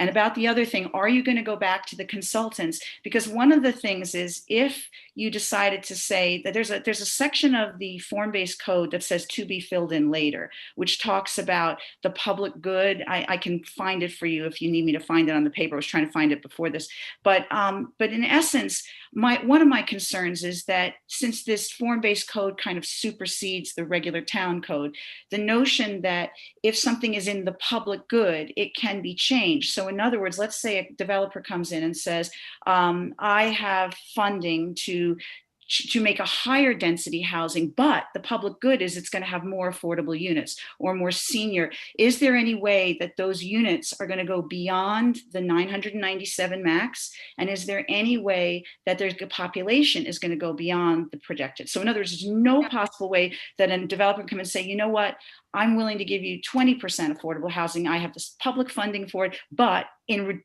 exchange, I want a higher density. So that would be outside the scope of the process within the town code, and would most likely be a conversation with the then seated town board to make a determination if that is something that they want to consider, and then consider further legislative changes to the town code for that purpose, for that public benefit. So you're saying that would require more legislation to make that happen? Yes, it is outside of the scope of what the DGE, from what you were saying, if that is a project, it is outside the scope of what the DGEIS and the FEIS are examining today, based on the build-out analysis that has stemmed from the proposed legislation. So if the town board was to adopt everything today, as we have talked about and studied, that is outside that scope and would require further environmental review. Okay, so we're basically then only talking about the 997 net units. Can't talk about any more unless it was another board, nothing. But of the 997, I just reiterate that it's very important, I think, for the consultants to look at many possible plays on how those bedroom units figure out, because the larger number of bedroom units has a significant impact on the schools, and the smaller number of bedroom units may have a significant amount of impact on the parking toolbox. And Suzanne, I think you raise great points, and I again encourage you to submit that information in writing for the public hearing. Okay. And I just chime in, Suzanne, I think that's fair too. I think that's a reasonable point. And that's why I asked council to see, while you can't handle apartment size and say you restrict it to X apartment size of 2 and 3 bedroom or 1 or 4 or whatever it may be, if it can be a physical size for every, for example, again, 500 square foot apartment, there needs to be a 400 square foot apartment. So you can try to address it that way. And then in terms of parking, just remember, don't forget that to build out anything, there has to be parking. So even if it's larger or smaller for a particular unit building, they still have to have the parking. And if they don't have the parking, they can't build it. So and I get what you're saying, Jeremy, I do. But the problem is that you're using something called Parking Toolbox, and Parking Toolbox doesn't, like, for instance, right now, the 91 Bedford unit that was just developed, there's 3 stories and everything, that has the parking spaces. If you go by the 2 bedroom and 1 bedroom units, you have 2 parking spaces for every 2 bedroom unit and 1 parking space for every 1 bedroom unit, and even a couple of extra spaces left over and plenty of retail parking. So it's fine. But under the Parking Toolbox, that same building would have much less required parking. I'm not saying it wouldn't have that, but it would have much less required parking. Now, I would remind you, just without us, you and I going back and forth on this, one of the issues is that that particular location also has available parking space that they can probably handle more because of the size of that lot. North and south, Greeley Avenue doesn't have those lot sizes, so they can't accommodate that parking. So it's a fair point that you're making, but geographically, physically, it can happen there. It wouldn't be able to happen downtown. And another thing too is that may be a 3-story building, but that is our new code would not just measure it from the grade and 3 stories up. If there was a basement, because King Street, for example, goes up a hill, that is included in that overall height. If it's half a basement build out, but of course that's at the top of the hill, so that wouldn't have any play because that's flat land. But yeah, I mean, I'm just saying that the Parking Toolbox thing, to echo what I think Margaret Ferguson was saying before, that the Parking Toolbox is a concern because it does, to make this program work, it allows fewer parking spaces for the same units, and it presumes certain things, and it also allows for parking pretty far off site and things like that. So it is going to change significantly the way people access the town, whether they live in town or come to town. And that is a really significant issue. And so that's why I'm asking, especially with those numbers of supposed 2 bedroom, 1 bedroom units, that maybe, like, I know you're looking at 4-story buildings and 5-story buildings, but in addition, looking at all the suppositions on the number of bedrooms and how that plays out. Okay, thank you. Thank you.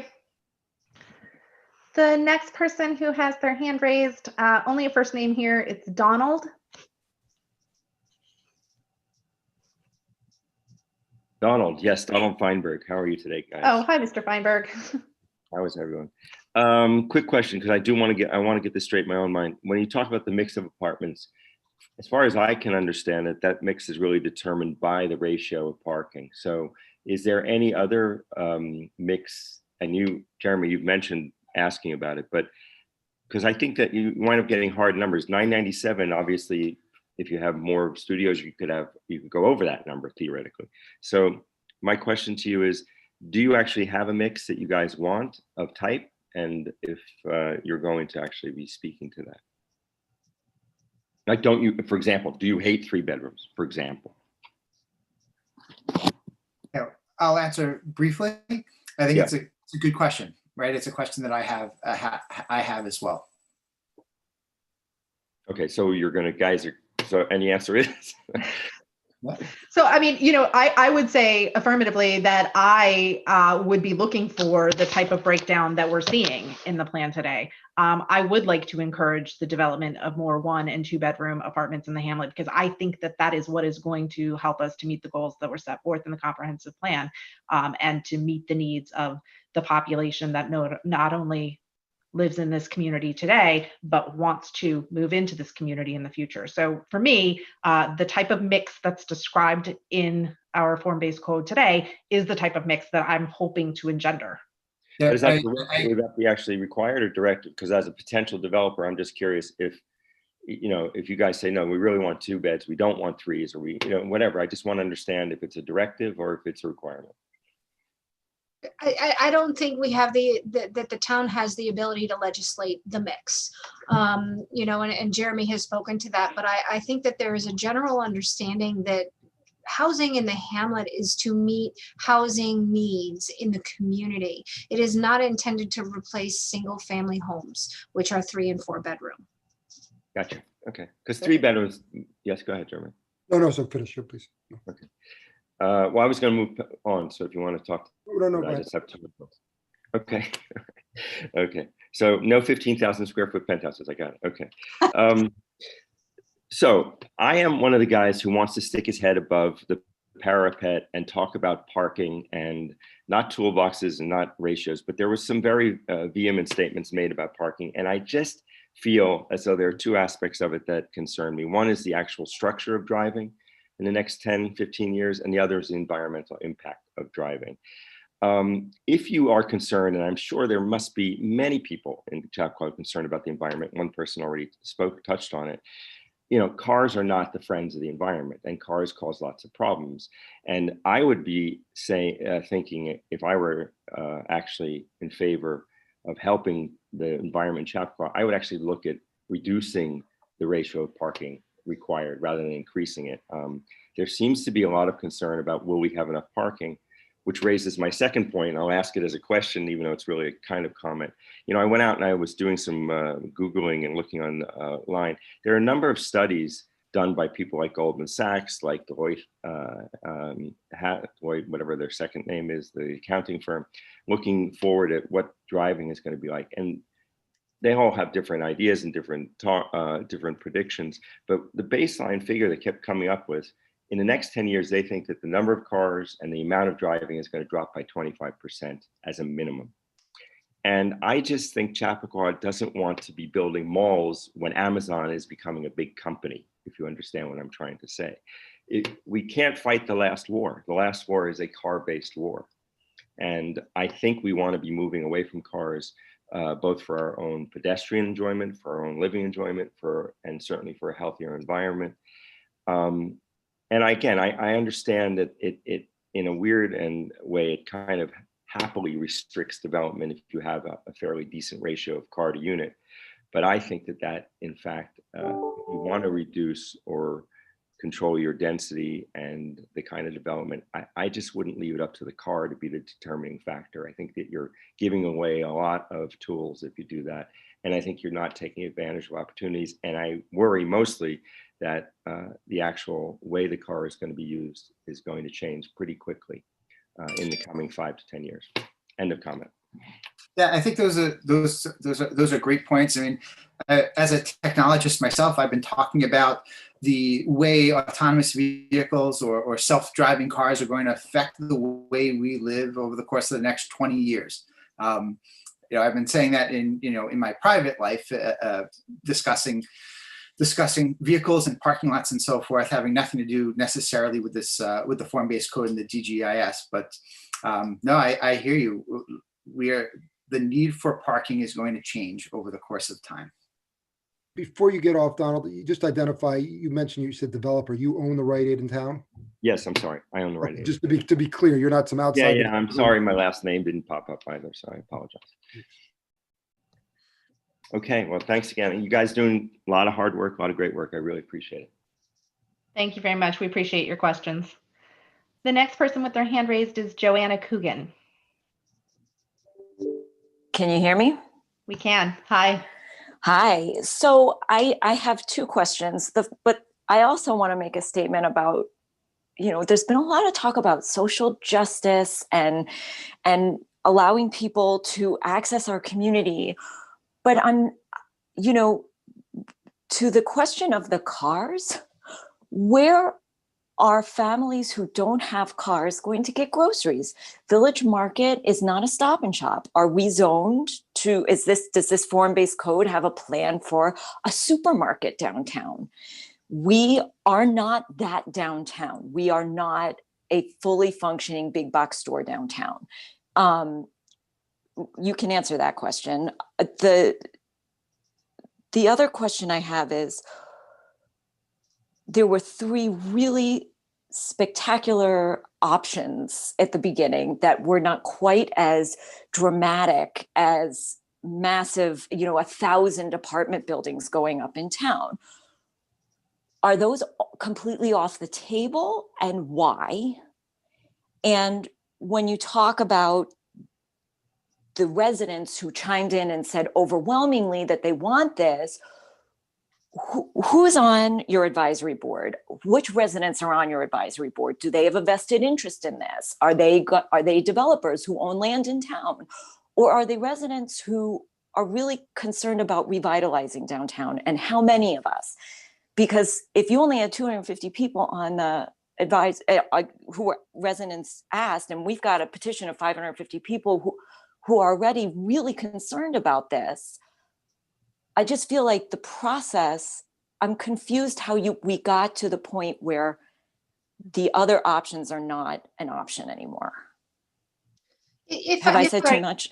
just the other options are still options. I mean, the town board requested that these alternatives be considered, and we are, at the same time that you are reviewing the results of the DGEIS, we are as well. So these things are all still on the table at this point. It's not a fait accompli by any means, and so that's why we're But what I heard Sabrina say was that based on what our ultimate goal is from this committee, who we decided that our ultimate goal is to have X, Y, and Z, then this is why the alternatives are not good options. No. What my responsibility is to present to you the information that is contained within the DGEIS, and it is the information in the DGEIS that is supposed to be responsive to compare the alternatives to the proposed action. So the town board has the information to deliberate how they want to handle the code. And those alternatives were determined by the town to be introduced into the scope so that the information is available to look at what level of development in all of the categories listed in the DGEIS is something that they feel they want to support. So, I reiterate, what the town supervisor said, they are not off the table. And I showed a snapshot of the information that is contained in the DGEIS. I mean, I can tell you, I have over 100 slides that I could sit and spend all day walking the community through to kind of interpret what the DGEIS is saying. It is not every detail. I mean, it is a huge document. It's 11 different PDFs that are enormous in size. It's a lot of information to get through. So I'm trying to provide you a summary. And yes, some of those alternatives do not meet the intention of this undertaking. And it is the DGS's responsibility to identify that for the town board's consideration. Right, but again, I want to go back to this original development plan, how it came about, because 250 residents is not a lot of input. And yes, we're having town meetings about it now, but there are how many families in the surrounding King Street area, but there's also everybody else who utilizes downtown. What the taxpayers for the school system, how many of these rentals, will there be a change in the tax code so that rentals also have to pay towards school tax? Or are we shouldering, as current residents, then the tax burden of the education? So I feel like there's a lot of questions that we were not, as a town, allowed input on. Now, I realize there's meetings coming up, but I feel like the whole process is backwards because you've already set goals, but I don't feel that they were really the town goals. They were a small committee's goals. And I want to know who's on that advisory committee. So I'm a little bit lost because we don't have an advisory committee at this point. Well, no, who was the advisory board that developed the form-based code to begin with? So we had a downtown working group, and you can find the information about the downtown working group on the chappaqua.org website. Mm-hmm. And I would like to add, Joanna, I think your questions regarding tax implications of rental units and proportionate share are perfect questions to submit during the public hearing so that the consultant team can respond to that information, and point to the location in the document if it is there, or provide additional information if it's necessary. Great, thank you very much. Okay. Thanks. The next person with their hand raised, Rena B. Just need to unmute yourself.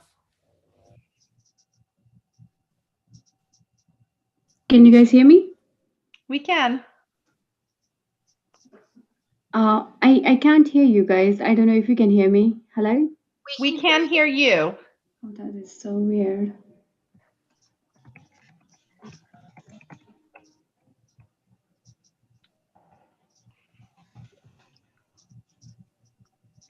We can hear you, Rena.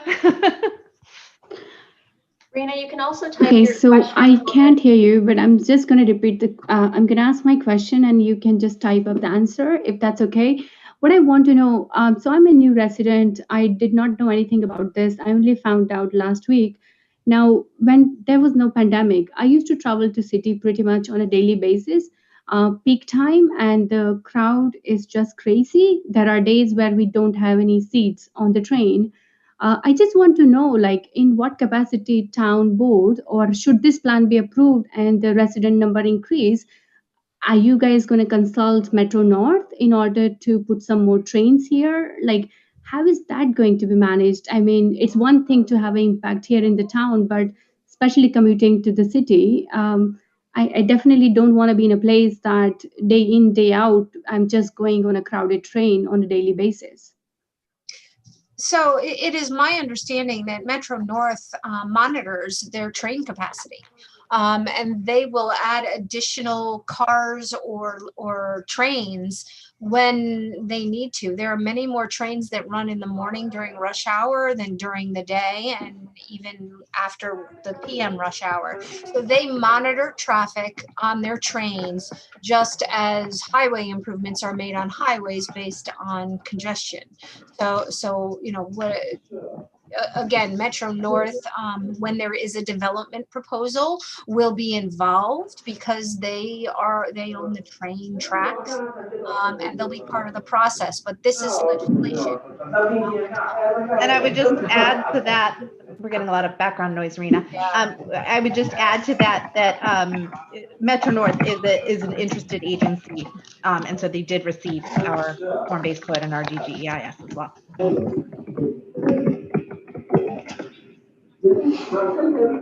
Thanks, Rena.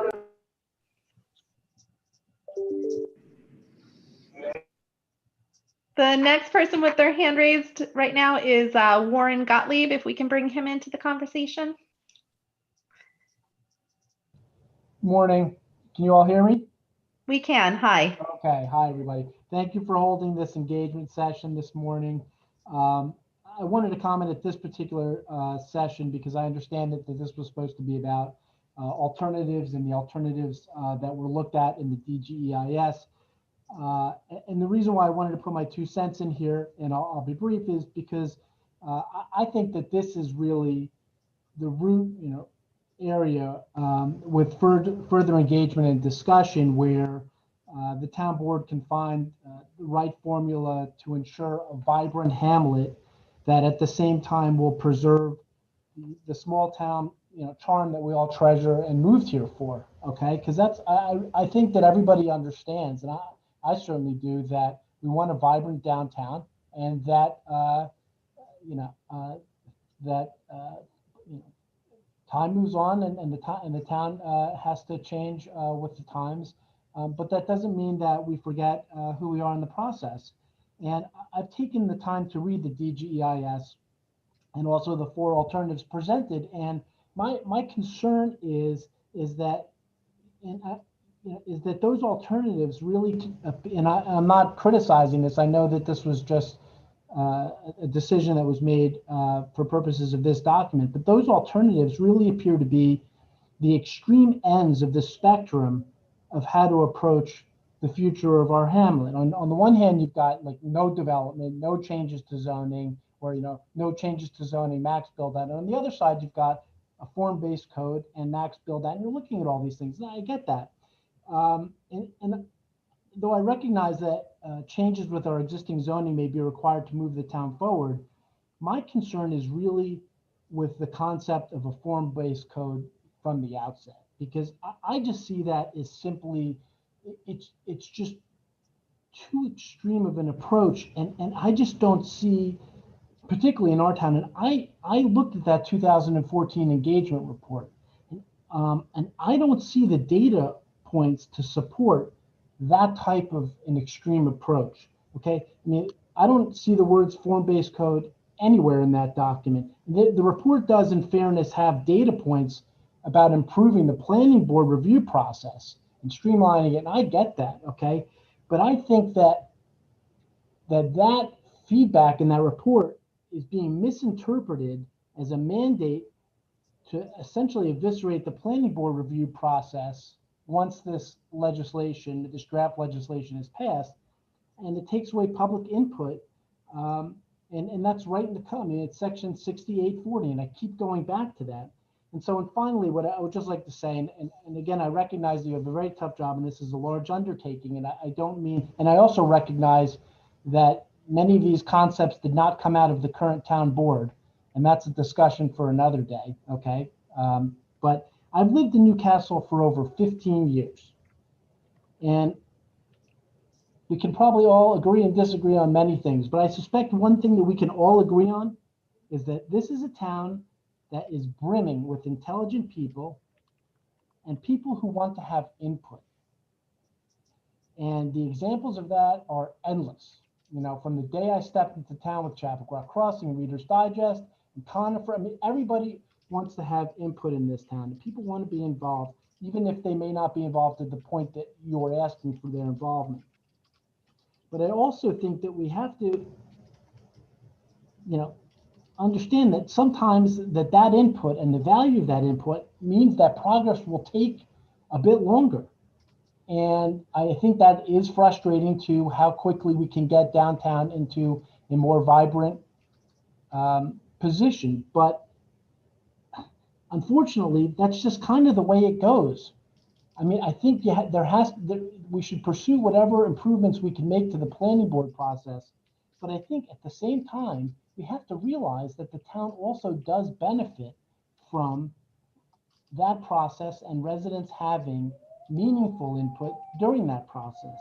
And I'm concerned, and I think this is what you're seeing a lot of resistance to this effort, is that people see that input process is being front loaded now for a 72-acre study area. And I think we've got very smart people on our town board, our town council, our town administrator, our town planner. I don't think any of us are that smart to figure out what are all the ways in which we should be examining all the iterations that could come out of these types of changes. And that, I think, is really scary to people. And so what I would urge all of you to think about, I understand this is a large ask, is think about perhaps more of a middle ground approach between the form-based code concept and obviously the approach which is not acceptable at all, which is doing nothing. I get that. That's not, but I think we have to have some more of a middle ground. There's just too much value from public input in this town. The issues are just too large. And I don't think any one person is smart enough to figure out at this point in time, particularly in the times we're living in, all the possible concerns that we have. And I appreciate the efforts that all of you have made. I just think that this is just a bridge too far. So I hope you would take some time and think about that a bit. Thank you. Thank you for your comments, Warren. The next person with their hand raised is Dora Strauss. And I'm sorry, Dora, just before you get started, we're well over. I'm sorry. I've been a terrible timekeeper, and all the town board members are texting me and they're furious with me. I've been a terrible timekeeper. We're well over the 90 minutes. Everybody who has their hand raised, I'm going to get to you. Some of the town board members are probably going to have to drop off because we were supposed to end at 11:30. And I apologize to everybody. Please come to the public hearing on Tuesday and submit comments to us in a written format as well. Guys, I'm sorry. I did a bad job. Okay, Dora, go ahead. Okay, I'll try and be super quick. Actually, my question mirrors a little bit of what Warren just said, I think. Throughout this process, I have come to learn that much of this idea, the proposal for the form-based code, has come out of a perception or reality that change and development is actually really hard to do in Chapaqua because of this permitting approval process and the length of time and whatever it is that's in there. Makes it long and arduous. So my concern is, or my question is, was there ever any attempt to think about changing the current system of permitting and approval, relaxing maybe some of the stringency, rather than just throwing out the whole system, the baby with the bathwater, to get the form-based code, which really is like almost the opposite extreme, because it seems like there's no checks in place for any planning board approval or resident input. So, basically, can we look at what we have, try to fix it and change it rather than just supplant it, wholly? Yeah, I guess I'll respond since it's quiet. I mean, this conversation about the form-based code, I think one way or another, the form-based code is moving forward. And what I mean by that is what plan ultimately comes to be, fruition, how it's changed, up, down, sideways. That's what's going on now. But the form-based code, it's not about whether or not something was explored last year or 2 years before. This is what one person thinks is better than the next person.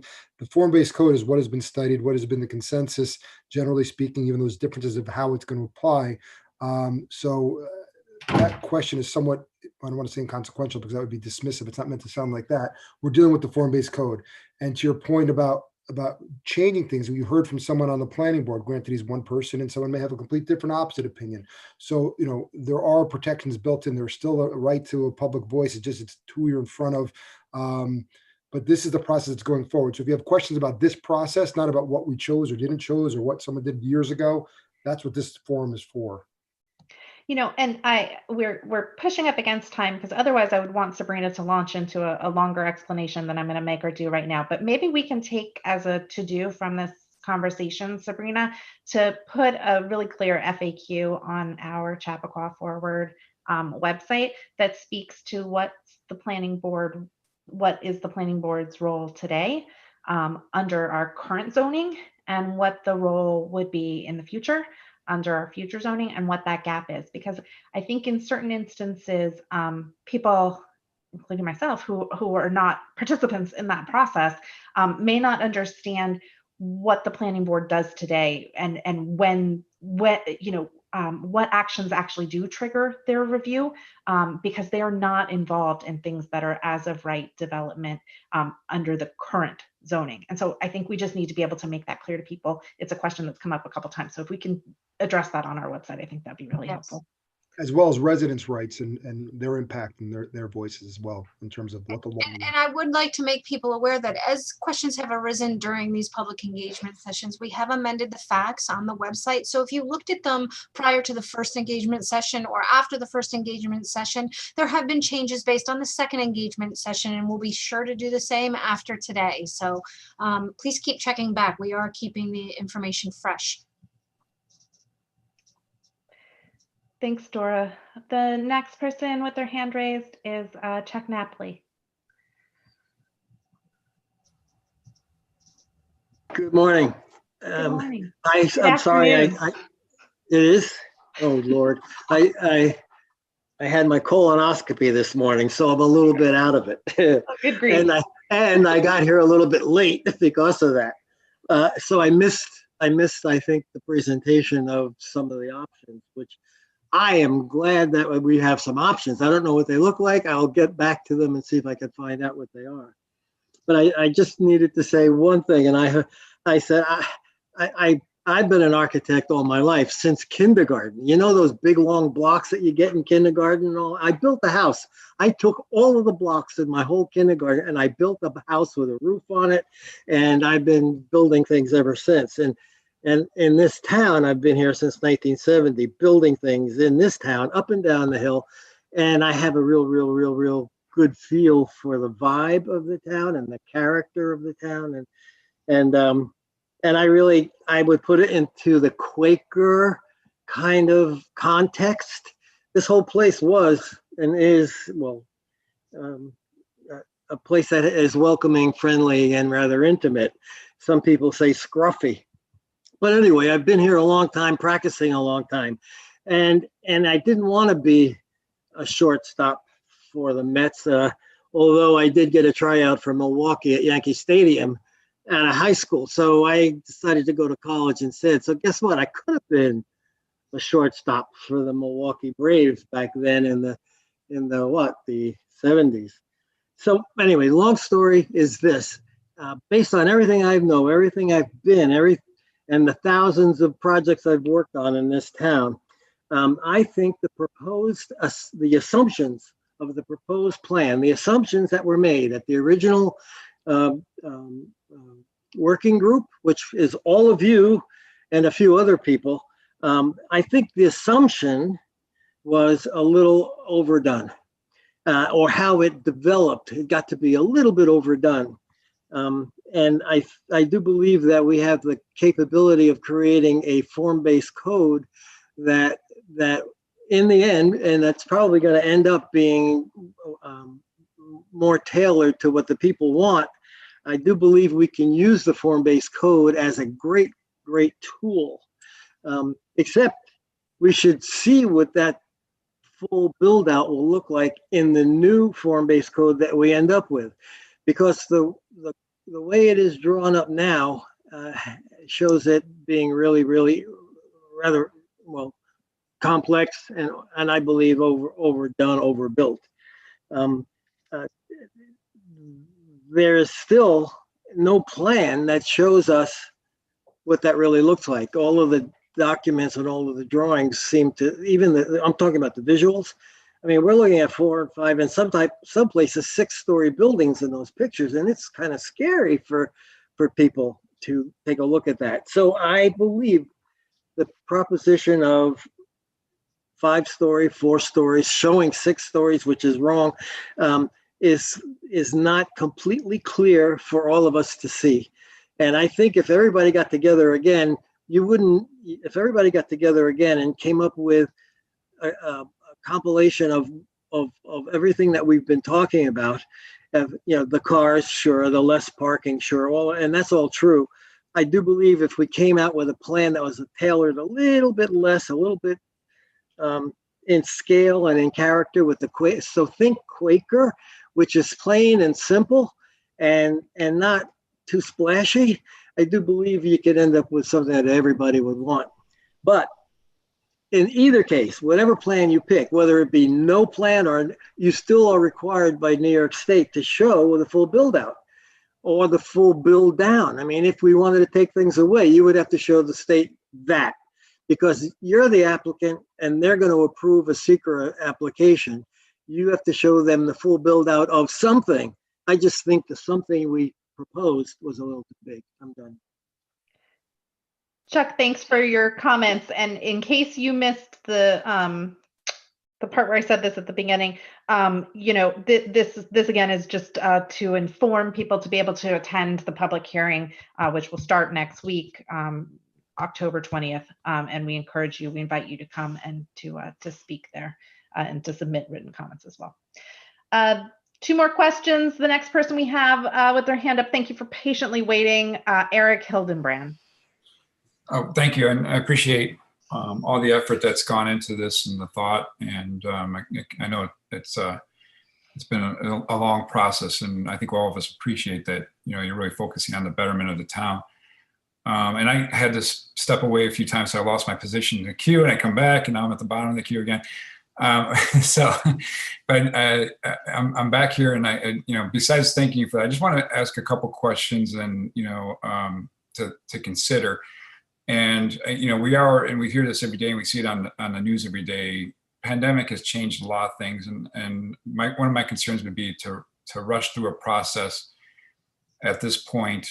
You definitely, the town has gotten, the attention is now focused on this. I don't know where it was back when the other studies that were doing that had the inputs into this process, but now it looks like, and it's a good thing, I think. So I think we're moving the right path. But going back to the question about changing things, I know that this, what we have in front of us today was probably developed over, a few years. But the pandemic, parking going into the city, we're seeing it now. I commute in the city. It's gonna be, half the time, in my department alone, we're moving to work from home much more, and across the city, you read about that. So I don't, I'm wondering if there's going to be adjustments to the different scenarios based on where things might go now that there's more of a work from home model, and we're not in the old days, everybody's going into the city. And then that also plays into the benefit that's driving the plan as far as being closer to the train station, right? There's less of a need for households to be closer to the train. They can be further away. And I think that kind of feeds into the people get scared when they think about 5 stories, but 5 stories, further outside of town in certain areas might be more accommodating to people's thoughts versus being right in the center of town. And then finally, and I'll let you guys speak because I've been talking here, is the school analysis I'm questioning too, because I'm a layman, of course, looking at this, new to Chapaqua, but that was a big draw for us, is the schools, right? The schools are fantastic. And just if you could, maybe this is probably, the other stuff is more to take away and think about, but the question I would have is about the school analysis. What were those numbers based on? Because when I look at the households and the proximate school age children that is associated with it, to me, it seems low, and that, big driver for coming to Chapaqua is the school. So I would think that would be higher than the norm if you were looking across, averages and I'm sure the study is based on that. So if you could just speak to that real quickly.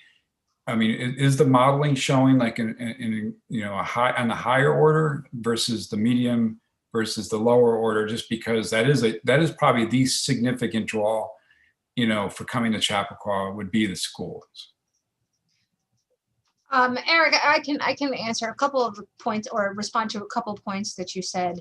The current pandemic, nobody knows what's going to happen ultimately. Yes, there is a trend for more work from home, but that just really questions whether or not the parking lot remains the parking lot and what is future use of that parking lot, which isn't a discussion to, as part of this code. We're looking to preserve opportunity for the future. Today, we couldn't do anything with the parking lot other than have it as a parking lot unless we were going to go towards light industrial manufacturing. But changing the code gives us an opportunity for the future, for future decisions, whether or not we choose to take that opportunity. When it comes to school children, the analysis in the DGEIS is based on information that we obtain from the school district, information that we are still waiting on from the school district, and using a more conservative measure, meaning we are anticipating a greater number of school children based on the analysis using Rutgers numbers. And Rutgers is a calculation that is used in general for the area. It is customized to our area based on the proposed unit type that we are looking to insert into the hamlet. So when you look at I think it was 114 school age children, which equates to less than 1 child per grade over 15 years. And then you match that with information that the school board that the school district has posted associated with their annual budgets and the trending that has occurred over the past decade with the school enrollment. It is less than 10% increase over 15 years in the number of school children.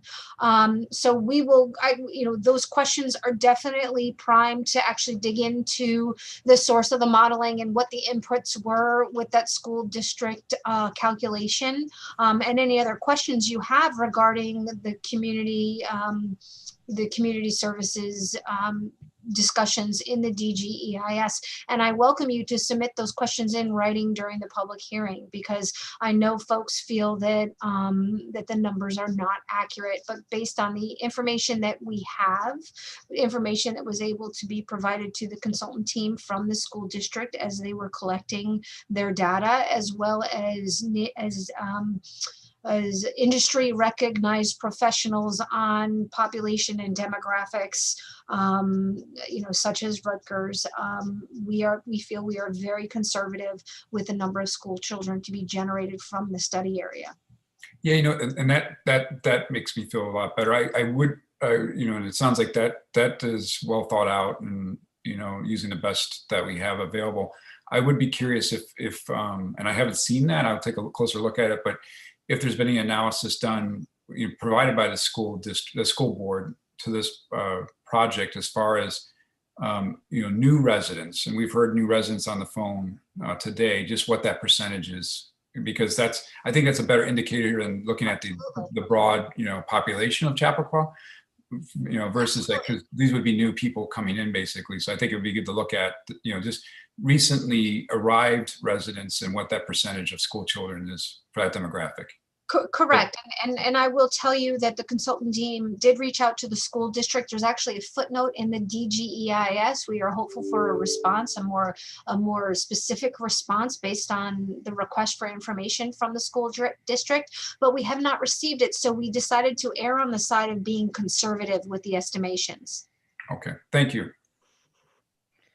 Thank you, Eric, and thank you again for your patience. We have one last person who I'm going to doubly thank for their patience, Kathleen Darasanz. Kathleen, please correct my ridiculous pronunciation. Oh, hi, we can see you in person too. Hi, sorry. Thank you. I've kind of been in and out, but my name is Kathleen Darasanz, and I've lived here for 8 years, and I'm a former urban planner. Now I'm a zoning consultant, mostly in the city, but all over the country, basically. And so I have a couple of questions and maybe just some general comments. So thank you for your patience. I would say generally I'm very in favor of this. I think that density in the Chapaqua Hamlet area is a real gift that we can give our merchants in terms of having, foot traffic, customers close by. I would say in my business, I see that the nature of retail is really changing so quickly now. So I think we need to be thinking differently about, how, these things are looked at. And I would say in order to have, to reduce overall traffic, having density is the best way to do that. And the Hamlet, I think, is the best place for that density. And also for diversity goals, I think it's very important to have a different mix of housing types. If you really want diversity, like not everybody can have a $700,000 house, and that's if that's really a priority, I would say that's something to look at. So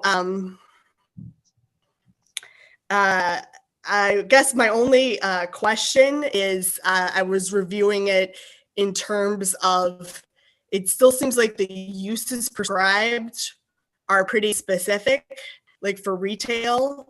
And I was wondering what the thinking behind that is, if the emphasis is really, on form, because I don't know, I see that these things get dated very quickly.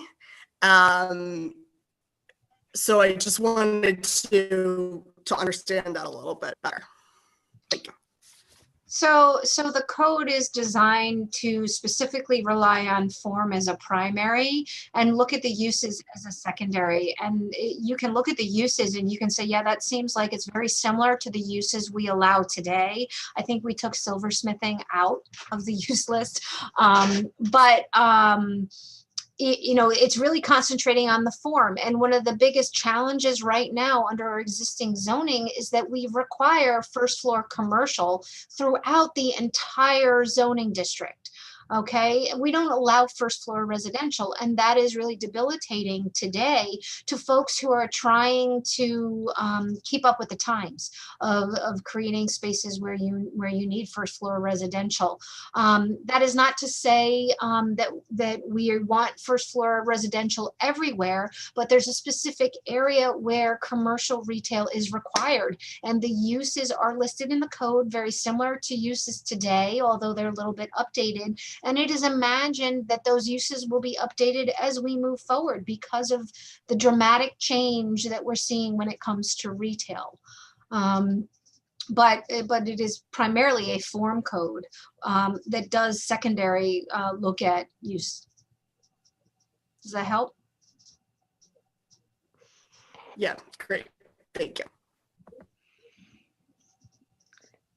Thanks for your question. And again, thanks for your patience in waiting.